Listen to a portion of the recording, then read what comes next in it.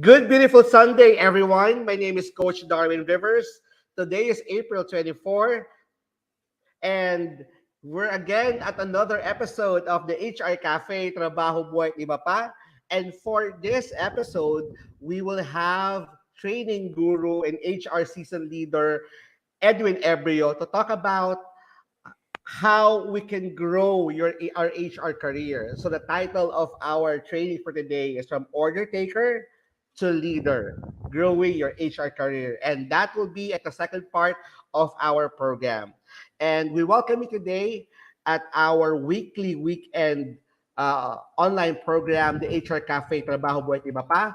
We're now at episode 88, and this is our weekly online talk show presented to you by the Philippines HR Group. Again, my name is Coach Darwin Rivers. I'm one of your HR Cafe servers. I'm the founder and president of the Philippines HR Group. I'm a certified life coach, public speaker, motivational speaker, and HR consultant. I'm also the VP of HR for a global BPO company. For today's episode, we won't have mentor Bernard Ordonez Caasi and mentors Roda Ferentino, but of course, we'll have mentor Tina Coang. Mentor Tina Coang is an operations and HR leader with broad local and overseas experience. She's a general manager for a retail company and well known for her online content and blog tinaandmanila.com. Hi, Mentor Tina. Magandang hapon sa inyong lahat. Welcome to the HR Cafe. It's really a pleasure to have you here. As usual, we would like to know who you are, where you're from. Sana shout out ka kung anong company kayo para at least mag-greet namin kayo sa show. And looking forward to the free learning that will come afterwards. Coach Darwin? Yes, and also aside from your name, your company, please share to us saang lupalop kayo ng Pilipinas or even outside the Philippines para malaman naman namin kung hanggang saan naabot ngayon ang programang ito. So the HR Cafe again is a weekly weekend program uh, live every Sunday at 3 p.m. So for those of you guys who just watch us for today, the HR Cafe provides timely usage updates. We impart knowledge and experience that are value adding and beneficial to our audience. We also discuss problems and issues and challenges and provide answers and resolutions with our guest resource. If there are any new technologies, tools, and processes, we discuss them over our program because we would like to share industry's best practice. The HR Cafe is also a virtual job board. So if your company has job openings or any requirement, please put it at the comment section and we'll be happy to announce it. We'll announce your company and how applicants can apply through your company. Okay. And end of the day, the HR Cafe bridge understanding between employers and employees. And we would like to inspire Filipino working professionals and motivate them to be world class workers of the world. Okay, so we start our program with our wow quote for the week. And for this wow quote for the week, it's coming from Confucius. According to Confucius, choose a job you love and you will never have to work a day in your life. Let me just repeat this. Choose a job you love and you will never have to work a day in your life. That's according to Confucius. So how does this particular quote resonates to you? Please share it to us. Share it to us at the comment section and we'll be happy to share it to our community. Let's start with you, Mentor Tina.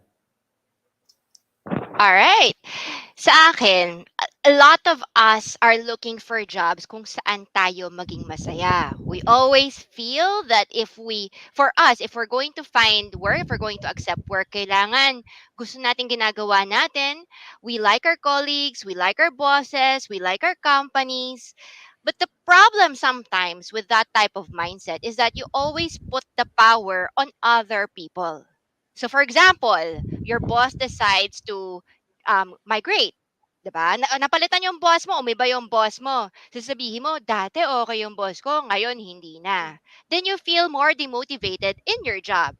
Same with colleagues. Nandyan yung maayos. After that, syempre, parang the person decided to change, had a major life decision and decided to change track. She decided to resign from your company, not for any reason, pero because life just happens sometimes, 'di ba? When that happens, wala na yung best friend mo sa company, hindi ka na masaya. Or for example, may trabaho ka, right? Pero kunyari nagkaroon ng problema sa trabaho and dahil sa problema na yan, hindi mo na gusto yung trabaho mo. A lot of us place emphasis on the external factors. What we're forgetting talaga is the internal factor. It is correct, you say choose a job that you love. But the important thing is, picky ka ba? Kasi may mga tao na hindi, alam mo yon, it's sometimes talaga like, how do you define love? May mga tao, konting kembot lang, masaya na. May ibang tao, kahit ang laki na ng compensation, yung boss sobrang bait na, yung mga colleagues nakikinig na sa kanya, hindi pa rin masaya. So Never for me enough, talaga, no? oo, never enough. So for me talaga, you really have to change your mindset in finding joy in the job that you have so that you will never have to work a day in your life. Ulitin ko yun, ha. If you can find joy in the work that you're doing right now, you will never work a day in your life because kahit anong gagawin mo, nag-e-enjoy ka. Huwag tayong maging katulad ng iba na laging nagrereklamo. Araw-araw hindi kompleto ang araw pag wala yung kape ng pagrereklamo. Eh, dami nga tao walang trabaho, sila naman. You know what I mean? Like, we have to really count our blessings and we need to find joy even in the most mundane things. Like, even for me, yung trabaho ko, boring. Payroll, labor relations. Every year, stress lang talaga. If I focus on the problems I encounter in my job, talaga, madali tayong ma-depress, mag-quit, mag-switch, maghanap ng ibang gagawin. And once you switch, you will still not find joy because there will always be stress and problems in whichever job you pick talaga, no matter how perfect it is. 'Di ba? So sa akin, you have to really look for the joy inside you. Change the way you look at things and change the way you seek joy. And then good things will happen to you. Sa akin masaya na ako 'pag kunyari, malamig yung aircon, 'di ba? Walang traffic sa araw na yun. You have to find joy in the little things in life. And before I turn it over to you, let us greet our viewers who have left who are doing shout outs. So there's Chona De Silang who is tagging Christina Sosa, Josie Marso, good afternoon coaches from Quezon City. Kendi Tigaronita Hofilenya is watching from Zamboanga City. Candy is saying buenos dias. Rem Ceciliano is saying good afternoon, coaches and fellow HR watching from Santa Rosa. Michelle Irish Malonda is watching and is greeting us from the beaches of Boracay. Ernesto Espinosa, welcome sir. Welcome to the HR Cafe. Guess ka uli, ha? And then Ina Manalo, hi from XQServe. And then GE Ella is watching from Iloilo City. How about you, Coach Dar? Ako, I would like to tackle this particular quote for the week in both ends of the coin. First is, a lot of us, pumapasok tayo or nag apply tayo sa isang trabaho na end of day, hindi natin gusto. Okay. Or kung di natin gusto, pero pinipilit nating mahalin kasi nangangailangan tayong mabuhay. Ibig Tama. sabihin, nag-apply tayo sa trabahong to kasi kailangan natin kumita ng pera para pantustos sa pamilya natin, pantustos sa mga bagay na dapat natin bayaran Mm. para mabuhay tayo. Now, if that is your mindset, then what you need to do is you need to make sure that i-change mo yon. Kasi pag ganun, pag dun yung pinanggagalingan mo, pag nagtatrabaho ka lang kasi kailangan mong may pambayad sa mga bagay na yung para mabuhay pamilya mo. And dating yung panahon na maging parang routine na lang lahat. na parang hihilain mo yung paa mo papuntang office, papuntang trabaho kasi Mm. hindi mo na gusto yung ginagawa mo. Kasi from the very start, hindi talaga yun yung calling mo o hindi talaga yun yung gusto mong gawin, napipilitan ka lang. That's the reason why a lot of career advisors, when we finish schooling, ang career advisors are very critical for you to be able to understand ano ba yung calling mo? Saan ka ba magaling? Saan ba yung saang aspeto, anong field ka ba magiging masaya? At at the same time, anong field ka kikita kasi magaling ka doon, 'di ba?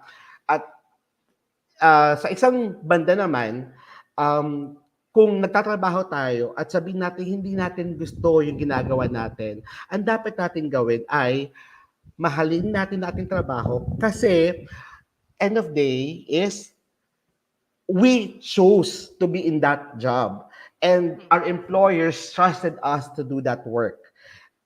Kung ano mang klase ng trabaho yan, janitor ka man, admin assistant ka man, receptionist ka man, halimbawa, ang trabaho mo lang ay mag-xerox or mag-stapler ng mga documents, make sure na ikaw ang pinakamagaling na mag-photocopy, mag-stapler, mag-organize. Kasi whatever work that you do, it mirrors your personality. It mirrors how efficient you are. It mirrors the way you would be working in the future. So kahit na nag-start ka sa maliit, make sure that you're always give your very best. Kung sabihin natin maintenance ka sa isang kumpanya, tagalinis ka, make sure na ikaw ang pinakamasipag at pinakamasipag tagalinis. Kasi dating yung panahon, may makakapansin sa'yo at magsasabi na, nako, itong taong to, sobrang masinop siya sa trabaho niya at maaring mas marami pa siyang potensyal. At maaring yun ang pwede magbukas para sa opportunities para maalis ka sa sitwasyon na yon at mapunta ka sa isang sitwasyon na mas mas maganda, mas makapagbibigay sa iyo ng satisfaction or mas makapagbibigay sa iyo ng additional financial income, 'di ba? Ang sinasabi ko lang is hindi lahat ng trabaho sa mundo ay dapat nating mahalin. Pero Mm. isa lang ang dapat nating mahalin. Dapat pag nagtatrabaho tayo, mahalin natin ang ating trabaho.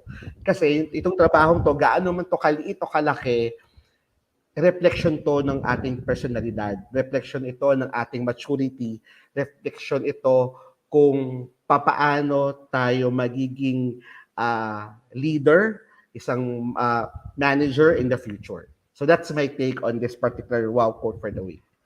Any other inputs from our audience, Mentor Yes, Tina? we do. From Florentino Asuncion, who left a wonderful message. Sabi niya, finding a job you love becomes more of a passion or a hobby where you find joy and fulfillment rather than just working, where it just becomes a drag as time moves on and we can easily get demotivated. We also have a few people who are watching. There's G. Samson, who's watching from Pampanga. Ixir Calanta, who greets everyone good afternoon. Kay Payuan is watching from Makati City, Cristalita Palma from Nueva Ecija. We have Jingle Ramirez watching from Bataan, and Florentino Asuncion again. Next. Okay, let's go to our HR question for the week. So marami nagtatanong, para sa mga part-timers, para sa mga bago pa lang na empleyado, natatanong sila, po pwede ba na mag-opt out or wag nang bayaran ang mga government deductions tulad ng SSS, HDMF for pag-ibig at PhilHealth? Po pwede bang hindi ito bayaran? At kung hindi ito babayaran, ano yung magiging impact nito sa iyo bilang isang manggagawa? Mm. What's your take on this, Mentor Tina? You know, this is a very, very Philippines question. Kasi in other countries, employees demand benefits. Demand. Dito sa Pilipinas, lalo na sa mga taong, I don't know, yung mga bagong, Sir, dati wala naman kaming benefit sa company, hindi naman kami binawasan. Pwede ba, dito sa company ninyo, hindi na rin kaming bawasan kasi they want to escape the employee share of benefits. 'Di ba? Ayaw nilang makaltasan kasi may employee share, may employer share. So for a greater take-home pay, they would rather opt out of paying SSS, PhilHealth, and Pag-ibig. But here's the deal. Pag may nadisgrasya, may nagkasakit at may nabuntis, sila naman magagalit sila kung bakit daw wala silang SSS, PhilHealth, and Pag-ibig. Or walang Right? maitulong ang kumpanya sa kanila, 'di ba? Correct! Like parang for me, 'di ba ayaw mo, tapos nag-sign-sign ka pa ng waiver, tapos ngayon na kailangan mo na ng benepisyo kasi nabuntis ka, nanganak ka, nagka-COVID ka. And then now na kailangan mo na, babalik ka mo bakit wala kayo dati? So I always tell not the employees, but the employer. For the love of God, please, even if your employees beg, do not neglect to pay for the SSS, PhilHealth, and Pag-ibig.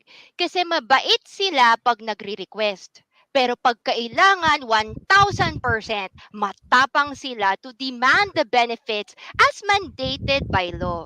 And here is the problem. If you refuse to pay kasi naawa ka or sabi mo may waiver naman, if a staff complains to SSS, PhilHealth, and Pag-ibig that you're not paying for their mandatory benefits, these agencies will run after the employer and have the capacity to actually blacklist or parang file a criminal case against the officers of the company.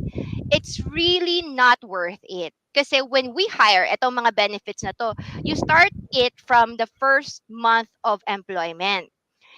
Ang bilis ng panahon. After 10 years nang hindi mo pagbabayad ng SSS, PhilHealth, and Pag-ibig kasi yun yung pinag-usapan ninyo, hahabulan ka talaga ng employee mo.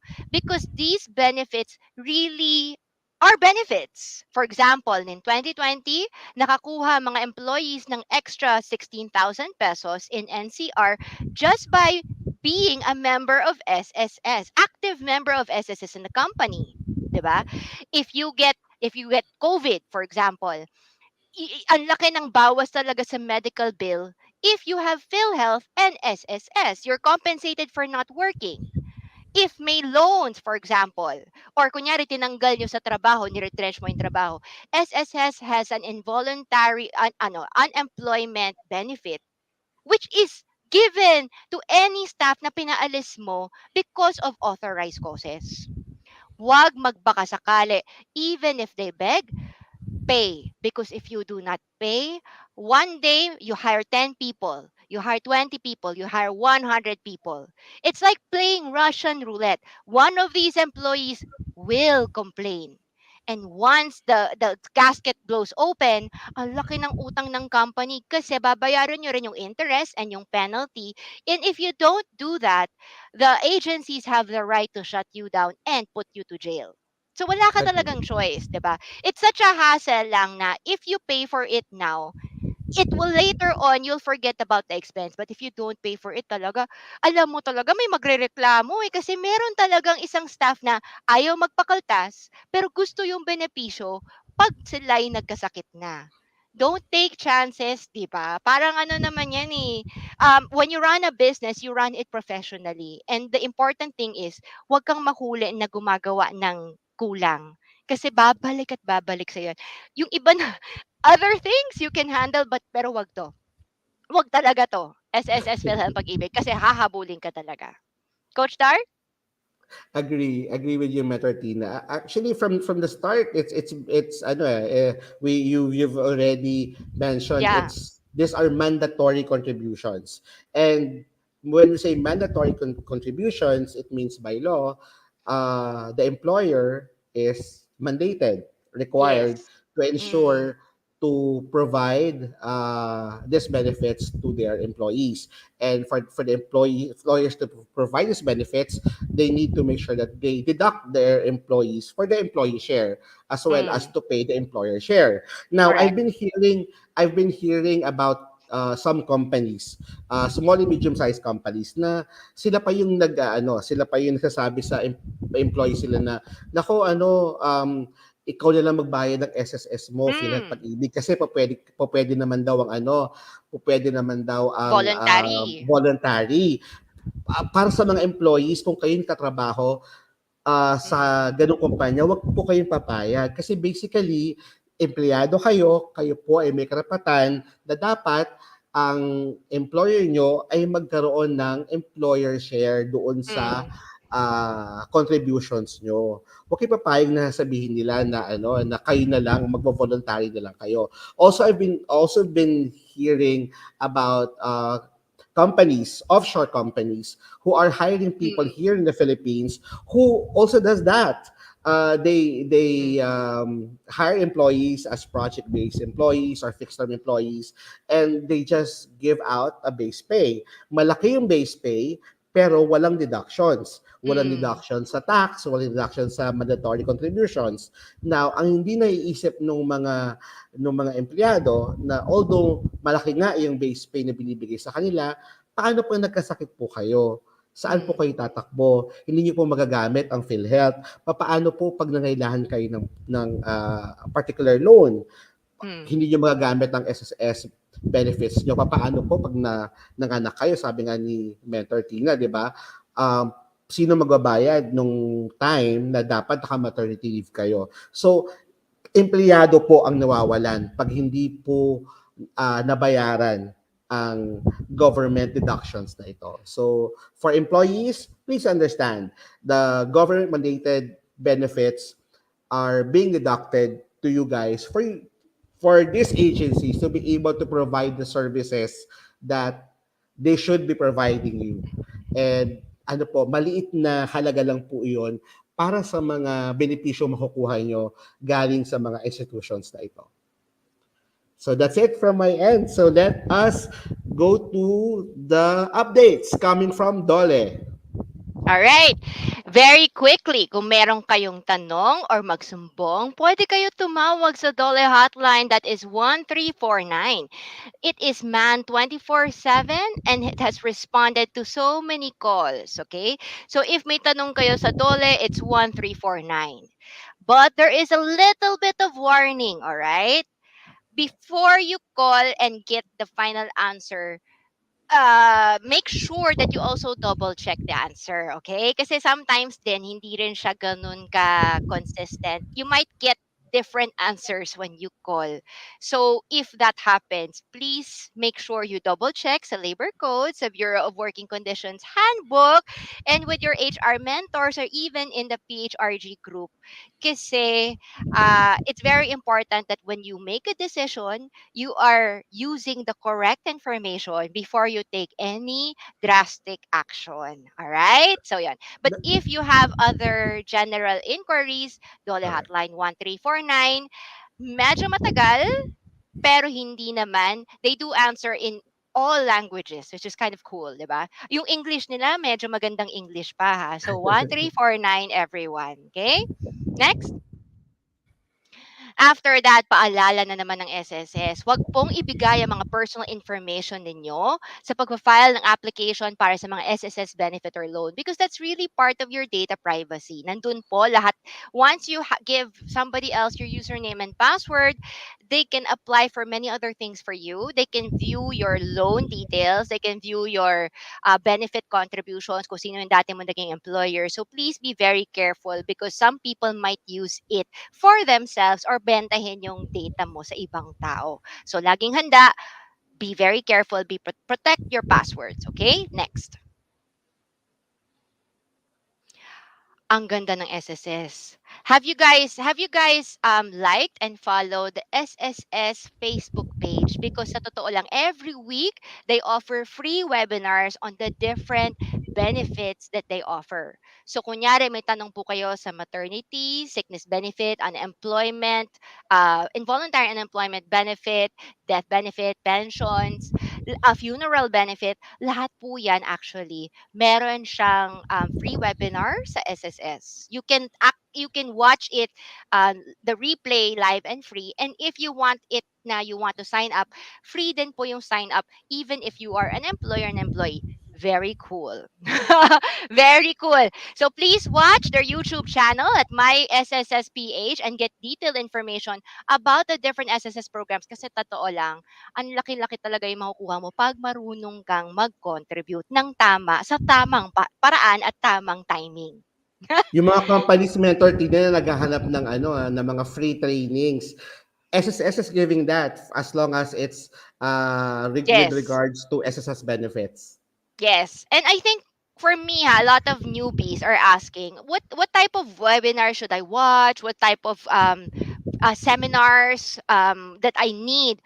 Pinaka-basic ang SSS. Yun yung Correct. unahin nyo. Pag hindi nyo pa alam paano mag-compute ng sickness benefit or maternity benefit, I think it's very important for you to learn that at the beginning of your career kasi sigurado ang dami magtatanong. And you Mm-mm. really need, may tamang sagot. May tamang sagot. So you really need to know how to compute. I know maraming tao ayaw mag-math, pero pag alam nyo po yung math nyo, there is a big difference between maternity benefit at 32,500 versus 70,000. So, mas madali nyong tulungan yung staff ninyo pag alam ninyo kung paano yung computation. Okay? Next. At at hindi lang Mm, yung mentor Tina, 'di ba? Ang sinasabi natin, kahit nasa ibang facets ka ng HR, kahit nasa recruitment ka, kahit nasa learning and development ka, kahit na HR operations ka, importante na malaman mo yung compensation benefits or total rewards benefits kasi end of the day, HR ka pa din, sa iyo pa rin pupunta yung mga mm, tao. 'Di ba? Ang hindi naman maganda na pag may lumapit sa kahit nasa recruitment ka, ang tingin sa hindi recruitment, ang tingin sa HR. Paano kung hindi mo sila mm, masagot ng maayos, 'di ba? So, yeah, correct. Correct. Next.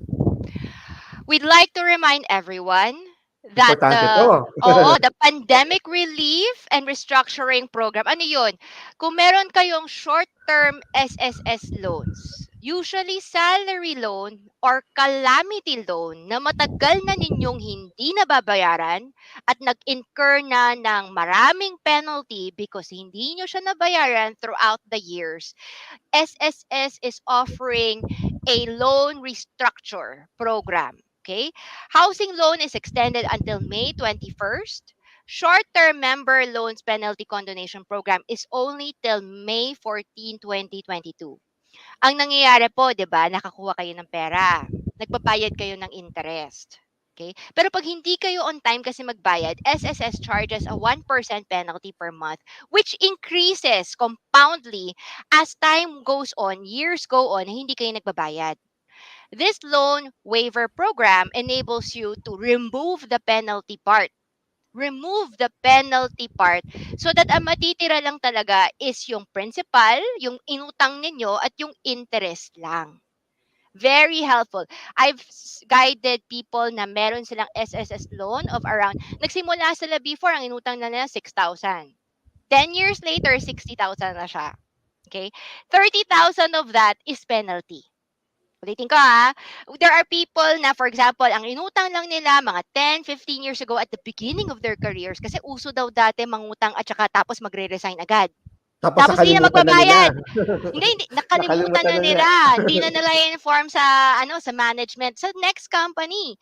So akala nila nakatakas sila kasi nakakuha sila ng pera sa SSS tapos nag-resign, hindi na sila kakaltasan. SSS never forgets. Naka-record siya. Ang pinakamatagal ko, I have somebody from 1997 loan. 1997 yung loan niya. 20 years old pa lang. It shows you how old she is. But 20, baka early 20s pa lang yata siya. Nangutang siya sa SSS. Tapos nakalimutan na niya. And na yun, parang lumoban na to 100 plus thousand. 120,000. At that time, parang 6,000 lang. Tapos 120,000. We were able to get that waived, help her through para ma-zero yung loan niya via this program. So, ang mangyayari, you can pay via installment or full payment. Pag install payment po to, you just add your principal and interest. You pay for half of that. And then the rest, you pay over 6 months installment going forward. Okay? If you have any questions about this, please feel free to PM us. Pero if you do have a loan, kindly take advantage of this kasi hindi siya every year. I think the last time nagkaroon to, 2018 pa yata to Yeah, 2 years, two, 2019. 3 years ago. I think it More, has around more. 17. Usually, pag may election, dumadating eh. So, Correct. mga 6 years, mga ganon.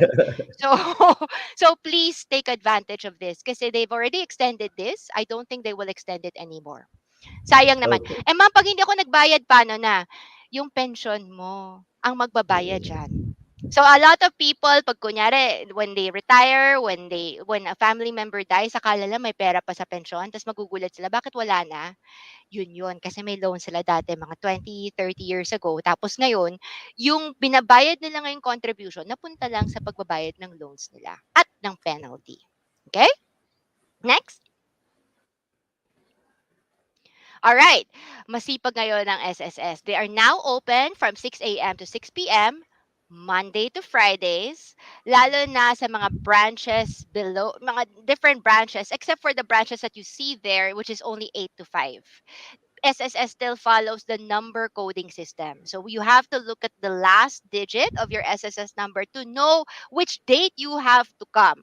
Or set an appointment via your SSS online portal para matulungan kayo ng maaga. Mababait ang mga tao sa SSS, masisipag po sila. Agree. Pero as much as possible, dapat alam po ninyo anong tamang araw ng pagpunta.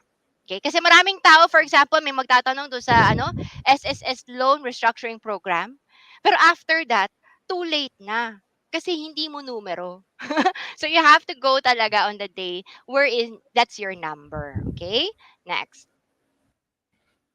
Okay, and this is for me update from our HDMF, our Pag-ibig Fund. Inaanyayahan po ng Pag-ibig Fund na suportahan po natin ang bagong app ng uh, Finance Department or Bureau of Treasury. Ito po ay isang app na nagbibigay ng financial literacy para po sa mga ordinaryong Pilipino. So ang app po na ito ay po pwede nyo i-download sa philiapp.treasury.gov.ph. Now, ang app po na ito ay magbibigay sa inyo ng pagkakataon para po magkaroon ng uh, kaliwanagan. Paano ba tayo makakapag-invest, makakapag-save, makakapag-invest at makakapagtabi ng pera. So financial literacy is very important for each and every Filipino kasi po hindi lang po tayo nagtatrabaho para sa gastusin sa ngayon. Kailangan po, meron po tayong ipon at meron tayong mahuhugot para po sa kinabukasan pangangailangan natin. So use the Bureau of Treasury Financial Literacy app. Also from PhilHealth, online payment and contributions para sa mga self-paying members ay pwede nang gumamit ng PhilHealth member portal. So magpunta lang po sa membershipinquiry.philhealth.gov.ph/members at mag-create po ng inyong account or kung meron na po kayong existing account, mag-login po sa inyong account, i-click ang payment management. Once you click the payment management, mag-generate po kayo ng SPA o Statement of Premium Account at iselect po ang accredited collecting partner. Once you select the accredited collecting partner, pumili po kayo ng payment method. Pwede po dito ang credit card, debit card, GCash, or PayMaya. After that, sundan lang po instructions sa pagbabayad base sa payment method na inyong pinili. And of course, ang panghuli ay hintayin ng email or text confirmation na successful po kayo ng pagbayad. Ito po ay, again, para sa mga self-paying members ng PhilHealth. Para naman po sa mga empleyado, hindi nyo na po kailangang problemahin to. Kasi po, ang company po ang naguhulog ng PhilHealth portion nyo sa PhilHealth directly. Now, para po sa mga empleyado naman na nagkaroon ng changes sa kanilang status tulad ng marital status or kaya nagkaroon ng additional dependents o kaya ay lumipat ng ibang tirahan or nagpalit ng contact information. Kayo po ay pinapaalalahanan ng PhilHealth na kung meron mang pagbabago sa inyong members record sa PhilHealth, kailangan po ay update po nyo to, magpunta po kayo sa PhilHealth portal at make sure na i-update lahat ng informations under your profile. At para naman po malaman nyo kung ano po ang iba't ibang ah, benefit ng PhilHealth, po pwede nyo po itong malaman sa pag-download ng application ng PhilHealth. Kung kayo po ay may iPhone, pwede po kayong mag-download via Google Play. I-download nyo lang po ang PhilHealth ACR. Now, kung kayo po ay Android user, po pwede po kayong gumamit directly. Magpunta po kayo sa website at pumunta sa online services at i-key in ang ICD or yung 10-digit PhilHealth membership code ninyo. Ito po ay para malaman ninyo kung gaano po yung mga benefits at kung magkano yung benefits patungkol sa binibigay ng PhilHealth. Okay, napaka-importante po niyan kasi even po meron po kayong HMO, kung meron po kayong HMO sa inyong mga kumpanya, at least malalaman nyo na before nyo gamitin ng HMO, benefit nyo si PhilHealth po muna. Okay? Now, for all of the members of the Philippines HR Group and also supporters and listeners of the HR Cafe, Usapang Trabaho, Buhay at Iba Pa, inaanyayahan namin po kayo na kung meron po kayong mga team building events or meron po kayong mga summer outing or family outing or barkada outing, supportahan niyo po ang El Puerto Marina Beach Resort and Vacation Club. Ito po ay partner ng Philippines HR Group. I-message nyo lamang po ang El Puerto Marina Beach Resort and Vacation Club sa kanilang FB, sa kanilang Facebook page, El Puerto Marina. At sila po ay may beach resort sa Pangasinan, sa Boracay, at also sa Palawan. Lahat po ng membro ng Philippines HR Group ay entitled po sa exclusive discounts and privileges. And if you are looking for a post, a prepaid HMO, meron pong ang MaxiCare niyan. Meron pong MaxiCare Prima Silver at MaxiCare Prima Gold. Ang MaxiCare Prima Silver po ay para po sa individuals up to 59 years of age at ang MaxiCare Prima Gold ay for seniors 60 years old and above. Ito po ay prepaid card, prepaid HMO card na handog ng MaxiCare. If you would like to know more about the benefits of this prepaid card, you can go to www.shop.maxicare.com.ph. And inaanyahan ko po kayo, ako po ay magkakaroon ng masterclass, Labor Law 101. Ito po ay sa darating na April 27, so Wednesday po ito. Wednesday, 9 a.m. to 12 noon. Ito po ay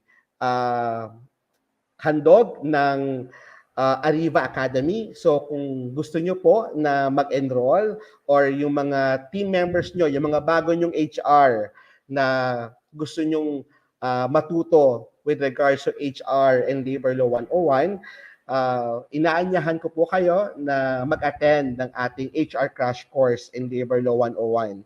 So just reach out to Arriva Academy or by logging into arriva.com.ph or send an email to successseminars@arriva.com.ph. Makita-kita po tayo sa April 27, Wednesday at 9 a.m. At kung meron po kayong mga katanungan patungkol po sa HR, inaanyahan namin po kayo na magpunta sa main page ng Philippines HR Group. Kung hindi pa po kayo member, add nyo po ang Philippines HR Group at i-post nyo po ang mga katanungan nyo doon at pipilitin po namin, sisikapin po namin na masagot yung mga katanungan nyo. Also, inaanyahan din po namin kayo na i-add ang Philippines HR Group. We have a growing community in LinkedIn. Just look for Philippines HR Group under the group section. And of course, if you want to study and learn from previous episodes of the HR Cafe, Usapang Trabaho, Buhay at Iba Pa, we are now at episode 88 and we have more than 100 recordings in YouTube and also at the HR Cafe, Usapang Trabaho, Buhay at Iba Pa. Mga past episodes po natin to. Napakarami na po mga seasoned HR experts ang nag-guest sa atin. If different topics, you can review our previous episodes by going to the HR Cafe, Usapang Trabaho with Iba Pa FB page, and please like our FB page. For any sponsorship opportunities, please reach out to me via darwinrivers@yahoo.com or message any mentors. So we have mentors Tina, mentors Rona, mentor Burns, and yours truly. A And lot of of people, course, 'di ba, no? A lot of people don't know that we've been doing this for every Sunday, almost every every Sunday for Sunday, more than a year, almost 2 years na. 2 years. All our videos can be watched on replay at the HR Cafe Usapang Trabaho Buhay, 'di ba pa? Facebook page and even our Correct. YouTube page and in the Philippine HR Group Facebook page. And the good thing about this is yung mga topics po natin, hindi siya nalalaos. If the Correct. topic was discussed 2 years ago, it's still relevant today.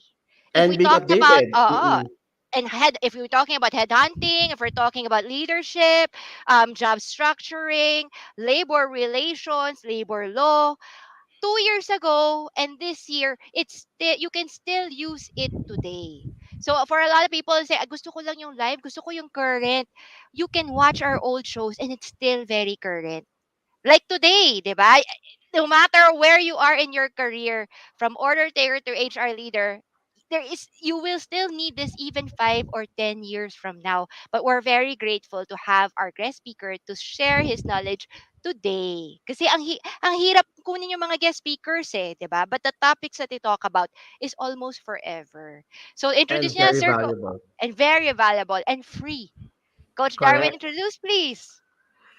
One of our idols in the industry, I would like Mm. to introduce Mr. Edwin Ebreo. He is the founder and CEO of ExecuServe and also one of the senior mentors of the Philippines HR Group. When I founded the Philippines HR Group, isa po si Sir Ed ang isa sa mga sumuporta at tumangkilik at naniwala sa advocacy ng Philippines HR Group. So Mr. Edwin Ebreo has more than 20 years of experience in human resource, talent, and organizational development.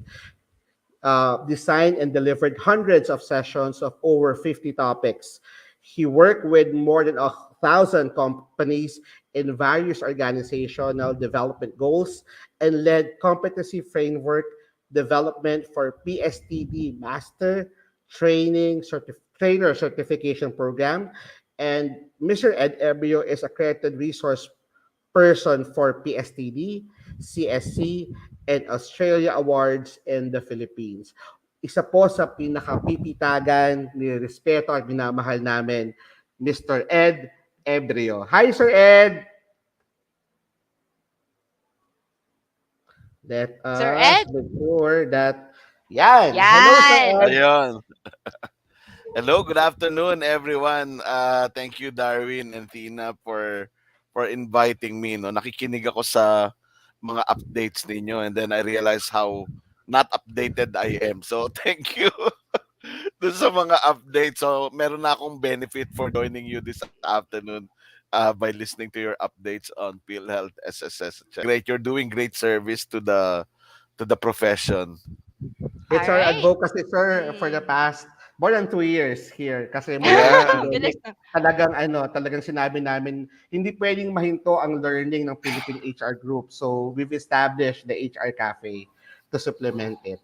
Now, Sir Tsaka, Ed, Tina. and we also want to highlight leaders like you, 'di ba? Kasi a lot Correct. of people are always asking, sino ba yung coach for job structuring? Sino yung coach for L&D, 'di ba? So we'd Mm-mm. like to highlight local HR practitioners who is on the ground and can share practical knowledge on how things are done, 'di ba? So very excited ako for today. Okay, go coach. Sir Ed, ito yung pinag-uusapan natin kanina. Marami sa mga tao ngayon ang nagsasabi na ang HR daw, o meron silang paniniwala ng HR ay isang bukod sa pagiging passion, ito ay isang calling. Naniniwala naman tayo doon. Pero sinasabi ng iba na pag calling daw, wala daw pera, wala daw developmental Nako! growth, wala daw, hindi daw, puro pahirap pasakit pag nasa HR ka. So, I think this is an opportunity for us to tell the people na hindi naman po totoo yun. That there is a lot of opportunities, there's a lot of gains, and there's a lot of fulfillment in being in this profession. And Sir Ed, I've known Sir Ed. He grew up from he kumbaga from the very beginning up to the corporate ladder talagang ano. 'Di ba Sir Ed nag-start yung 7-Eleven din, 'di ba? Remember, Store I clerk know sa that. 7-Eleven, Yeah, yeah. 7-Eleven. Pareho kami na ni Sir Ed eh. Nag-start work 7-Eleven. Tapos hanggang now, he's leading his own organization who teaches or HR across the Philippines. So, Sir Ed, we'll give you the floor. Thank you. Okay, sige. I'll share my screen. Hold on. Ayan. So thank you, Darwin and Tina, and good afternoon, everyone, and thank you for joining us this afternoon. Itong topic na to, very close to my heart for two reasons. Yung unang quote ni Darwin, yung choose a job that you love and you won't have to work a day in your life, is very applicable to me because I am in a job that I love so much that I didn't just embrace the job, I embraced the community, yung HR practice in the Philippines. And I want to see more HR leaders growing. So yun yung isang isang objective ko kasi maraming HR practitioners sa Pilipinas. Marami, at yung mga nagsasabi na na kapag ka HR practitioner ka kailangan na calling, sacrifice, pasakit, and parang heroic. Pero actually an HR career can be very, very, isa pang very rewarding, can be a very rewarding thing. So yung kung puro pasakit lang yung HR work mo, you can change that. And hopefully in today's topic, and I would love to hear your comments and your questions. Um, Share them.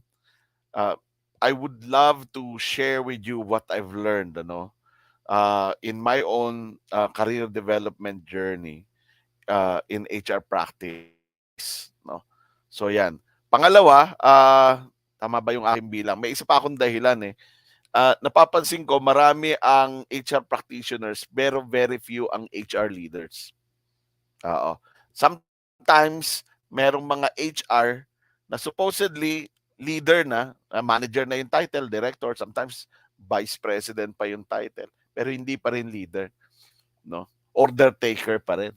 Pwede palang mangyari 'yon, ano? So, yun yung goal ko this afternoon. How do you really become an HR leader? So, um,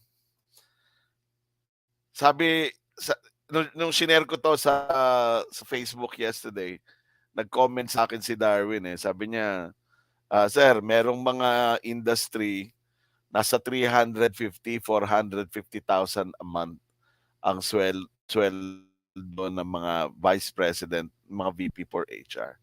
And I don't doubt that, kasi average ito eh. So and there are industries that pay higher than other industries. So you can imagine kung magkano yung sinasahod mo ngayon as an HR professional, no? As an HR practitioner, kung magkano yung sinasahod mo ngayon, and if it's nowhere near nowhere near this amount, ito yung potential. Ito yung potential mo. 'Di ba? Ang ganda, no? And yung bilis, yung speed by which you're able to achieve that kind of compensation is largely dependent on your effort. Hindi luck, no? Hindi swerte, but the effort to get there. Now, if you're saying, I want that kind of, no, I want that kind of role, no, the prestige that goes with being an HR leader, excuse me, being an HR leader, plus the rewards. Kasi salary pa lang pinag-uusapan nito eh. Marami pa itong mga ibang perks, no? If you want it, you can have it. Pero merong conditions, no? And the condition is you must be willing to do whatever it takes or what it takes to get there. Yan. And yun nga kanina sinabi ni Darwin, may similarity yung pinanggalingan namin. And kung naabutan ninyo yung introduction ni Darwin sa sarili niya, siya ay VP for HR of a BPO company. So isipin mo 'yon, ano? Uh, he's arrived, and he didn't arrive yesterday, no? Matagal ng VP for HR si Darwin. So it can be done. So the question now is, how do you get there, no? Paano ka ba makakarating doon? So yun yung gusto kong pag-usapan natin ngayong hapon, no? So dahil ako'y trainer, may learning objectives, ano? I want to walk you through the evolution of your HR role, and then explain yung current HR competency model that can be applied in your work. So if you know what the competencies needed are, then you can identify what needs to be done, ano, to develop the necessary competencies for career growth and professional success. Ayan. So I hope you are interested in our topic this afternoon. Hindi po imposible ito. Hindi po imposible ito kung kilala nyo ako, kung kilala nyo si Darwin ng personal. At hindi naman, I do not consider myself an exceptional person. You can do this, no? You can do this with enough grit, no, and growth mindset. You can do this. Okay? So ito yung typical na path, no? Meron tayong generalist path at saka meron tayong specialist path, no? Uso ngayon yung yung HR business partner. Okay, and then yung specialist path means specialist ka sa recruitment, no, sa training, learning and development, compensation and benefits, ayan, employee engagement or employee relations, industrial relations, organizational development, marami, no, marami kasing sangay or sector ang HR. Yung generalist path ay an integrator path, no? You're able to integrate all the different HR disciplines and systems and strategically implement them in the organization depending on the need of the organization. So, yung medyo no, misleading yung consultant sa dulo because the consultant career path can come earlier. Pwedeng HR business partner ka pa lang or specialist ka pa lang, pwede ka na magsimula ng iyong consulting work, no? The reason why I want to add that is because I'm consultant. I've been a consultant for uh, almost 2 decades now. And I started right after I became an HR manager, no? And iba rin ang mga privileges and benefits of being a full-time HR consultant working with different consulting organizations and working with companies, no? Different companies. Iba rin yung benefits noon, ano? At ibang klaseng adventure din 'yon. So the reason why I'm pointing this out is I want to show you na if you are serious about becoming an HR leader, there are so many paths to take. No, if you choose the strategic HR business partner path, you will be an invaluable partner to the organization's growth. And especially if you earn, ika nga yung sinasabi nila, the proverbial seat on the leadership table, no, sa board, sa Execom, sa Mancom, when you become an HR director or vice president for HR or chief HR officer, di ba? Ang ganda nun eh. Because you are able to make a huge impact in the organization's performance. No? So maganda yan. On the specialist path, this is actually uh, my more preferred path is the specialist path. Kung ikaw yung klase ng tao na gustong magpaka-nerd sa isang bagay, maraming because of the no no the advent of HR business partner roles in organizations na nagiging HR generalist sila. But kumokonte yung experts, yung mga subject matter experts. For example, sa compensation and benefits. If you are an expert in developing a compensation program, a salary structure, or a compensation strategy, you will be a very sought after talent because you're part of a of a small statistics of experts who specialize in compensation and benefits, hindi sa payroll administration, no? So yon, if you are in recruitment and you become yung yung talagang expert in talent acquisition, and you are very good at hiring uh, talents for key positions, you will also be sought after. Ako naman, ang field ko, yung learning and development, no, talent development and organizational development.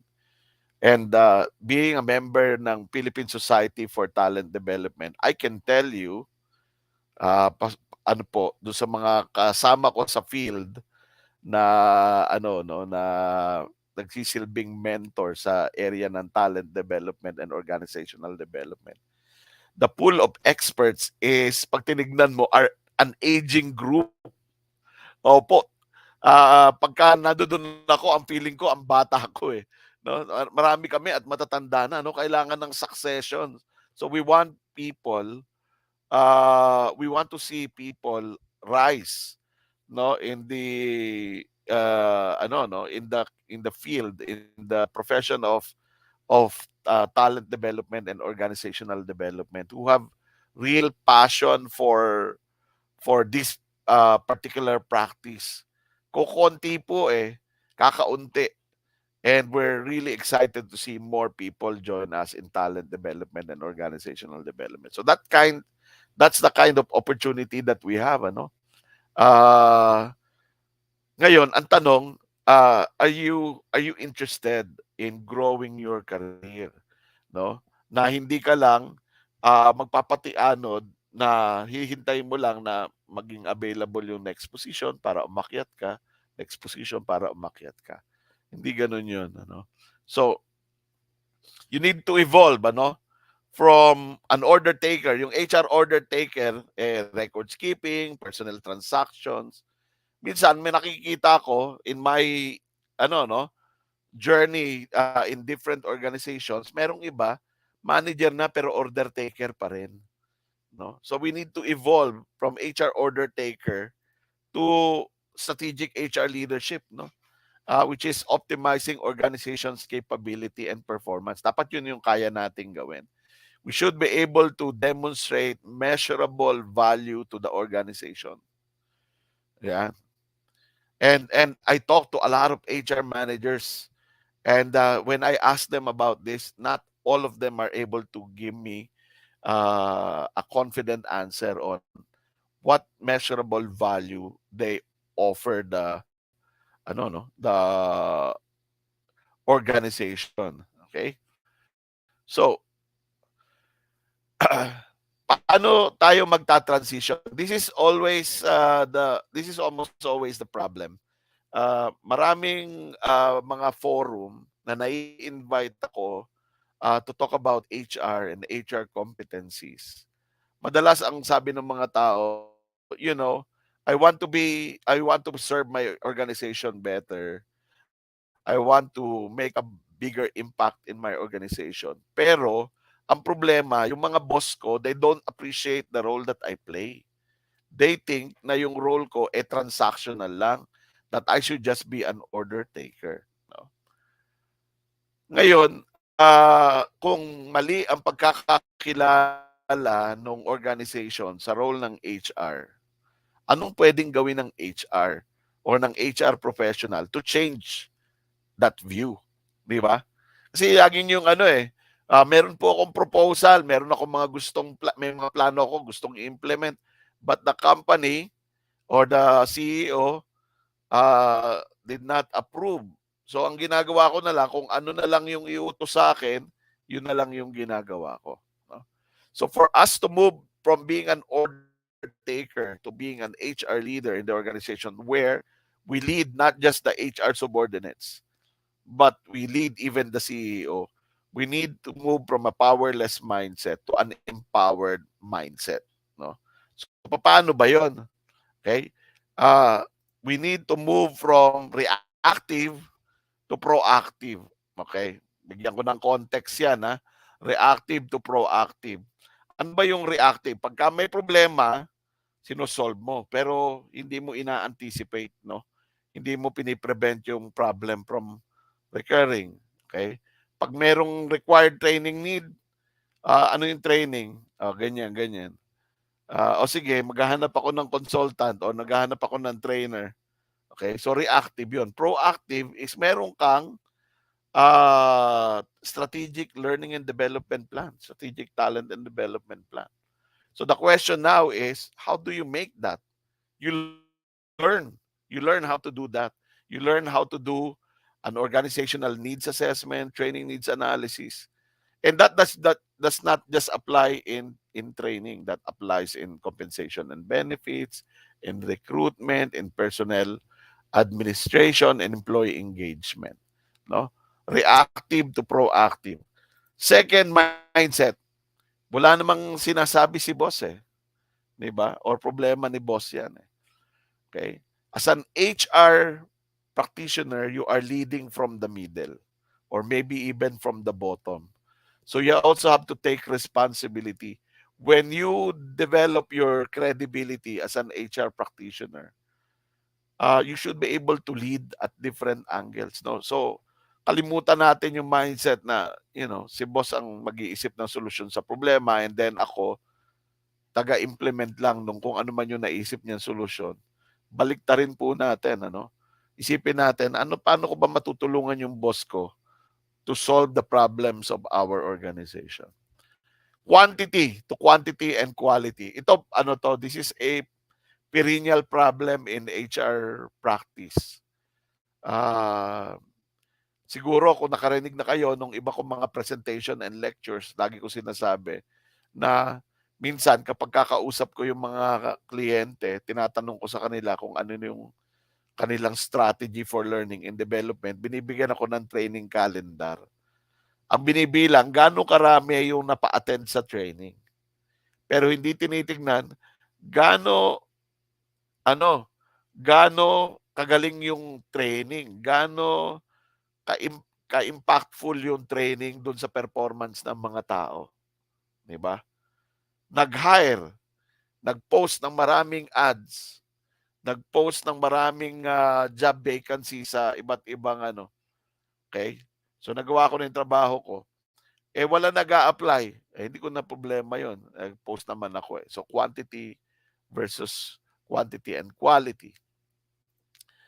Waiting for orders. Ayan, parang boss is responsible. Waiting for orders to taking action. Ano pa? One of the things that we need to learn how to manage effectively is our emotion. HR practitioners must be seen by employees as allies, kakampi, hindi kalaban or hindi dapat katakutan. Sometimes we make the mistake na pagkatakot sila sa atin, susunod sila sa atin. That leads to minimum compliance. What we want, the really good HR practitioners that I know, are respected, not feared. Magkaiba yun, For you to be able to be respected, you have to learn how to manage your emotion. From blaming to problem solving. Yan. Madalas ko ring nakikita ito, when there is a problem, alimbawa, nagrereklamo yung head ng operations, Bakit ganyan? Padala sa training. Tapos ah hindi naman nakikita yung yung effect ng training sa performance, sabi nung head ng operation. Tapos sasabihin nung taga HR, hindi namin kasalanan yun, pinadala na nga namin sila sa training. So you have to problem solve, no? Problem solve. From there's nothing I can do to let's explore our options. HR is a career or a profession that requires the most creativity and resourcefulness. Dapat pag sinabi mo there's nothing I can do, dapat ang kasunod nun resignation letter di ba? There's nothing I can do is not accurate. The more accurate statement is I don't know what to do. Uh, Kasi if you don't know what to do, then you can explore, no? You can find out what can I do, di ba? And finally, this is the most important, hindi ko alam kung kaya kong maging HR manager. Hindi ko alam kung I have what it takes to be a strategic HR business partner or a vice president for HR. I just don't have what it takes. You need to change that to I can learn. I believe me, I've met a lot of people in my career, and the only difference between the real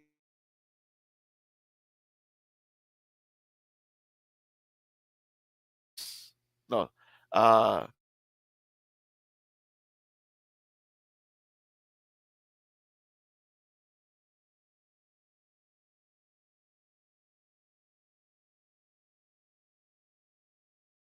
so what does that mean? Ito yung isang favorite quote ko from Michael Jordan. Nung tinanong siya kung ano yung kanyang best skill. Sabi niya, my best skill was that I was coachable. No? I was coachable. Hindi niya best skill yung basketball, no? I was coachable, I was punch, and aggressive to learn. So if we want to build our career in HR, we have to be, siguro hindi lang coachable. Coachable, teachable, trainable, hungry for learning. So here are some tips, no, that I can share with you, okay, that I can share with you on developing your personal career. Okay? Una, uh, you have to be clear about your personal and professional goals. Saan mo gustong makarating as an HR practitioner? Keep that in mind, no? That's very important. Write it down. Right now, if you're listening to me and you are keen on leveling up your career, ilista mo. Ano ang aking personal and professional goal? Yan, lista mo yan. Next, the next competency is I deliberately take an inventory of my strengths and weaknesses. So pagkatapos mo ilista yan at pagkatapos mo makinig sa akin, I want you to take an inventory.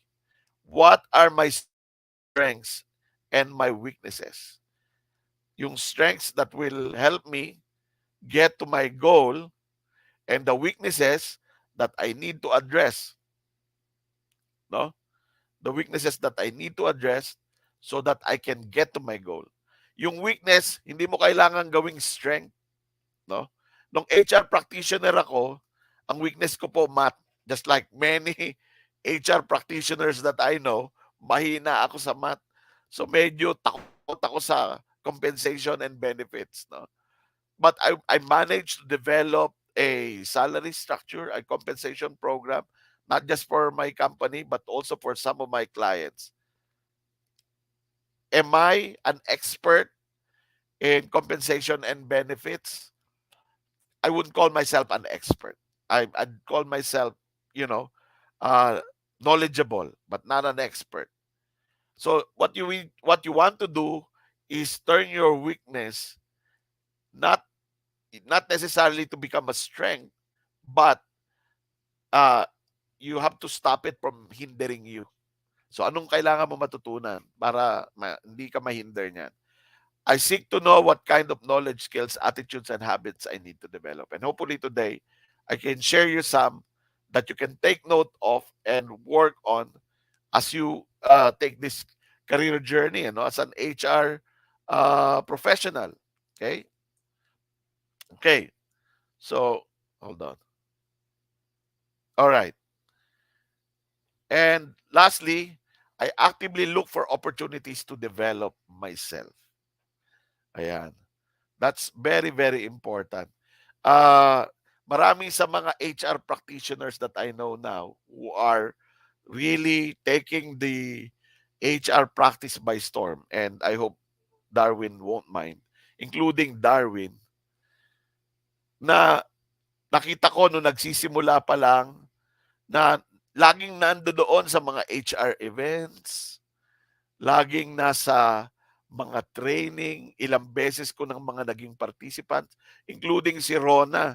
No, if you are a follower of this program, you know that one of the mentors here, si Rona Dale, probably attended more than a dozen of my programs. Ito yon eh.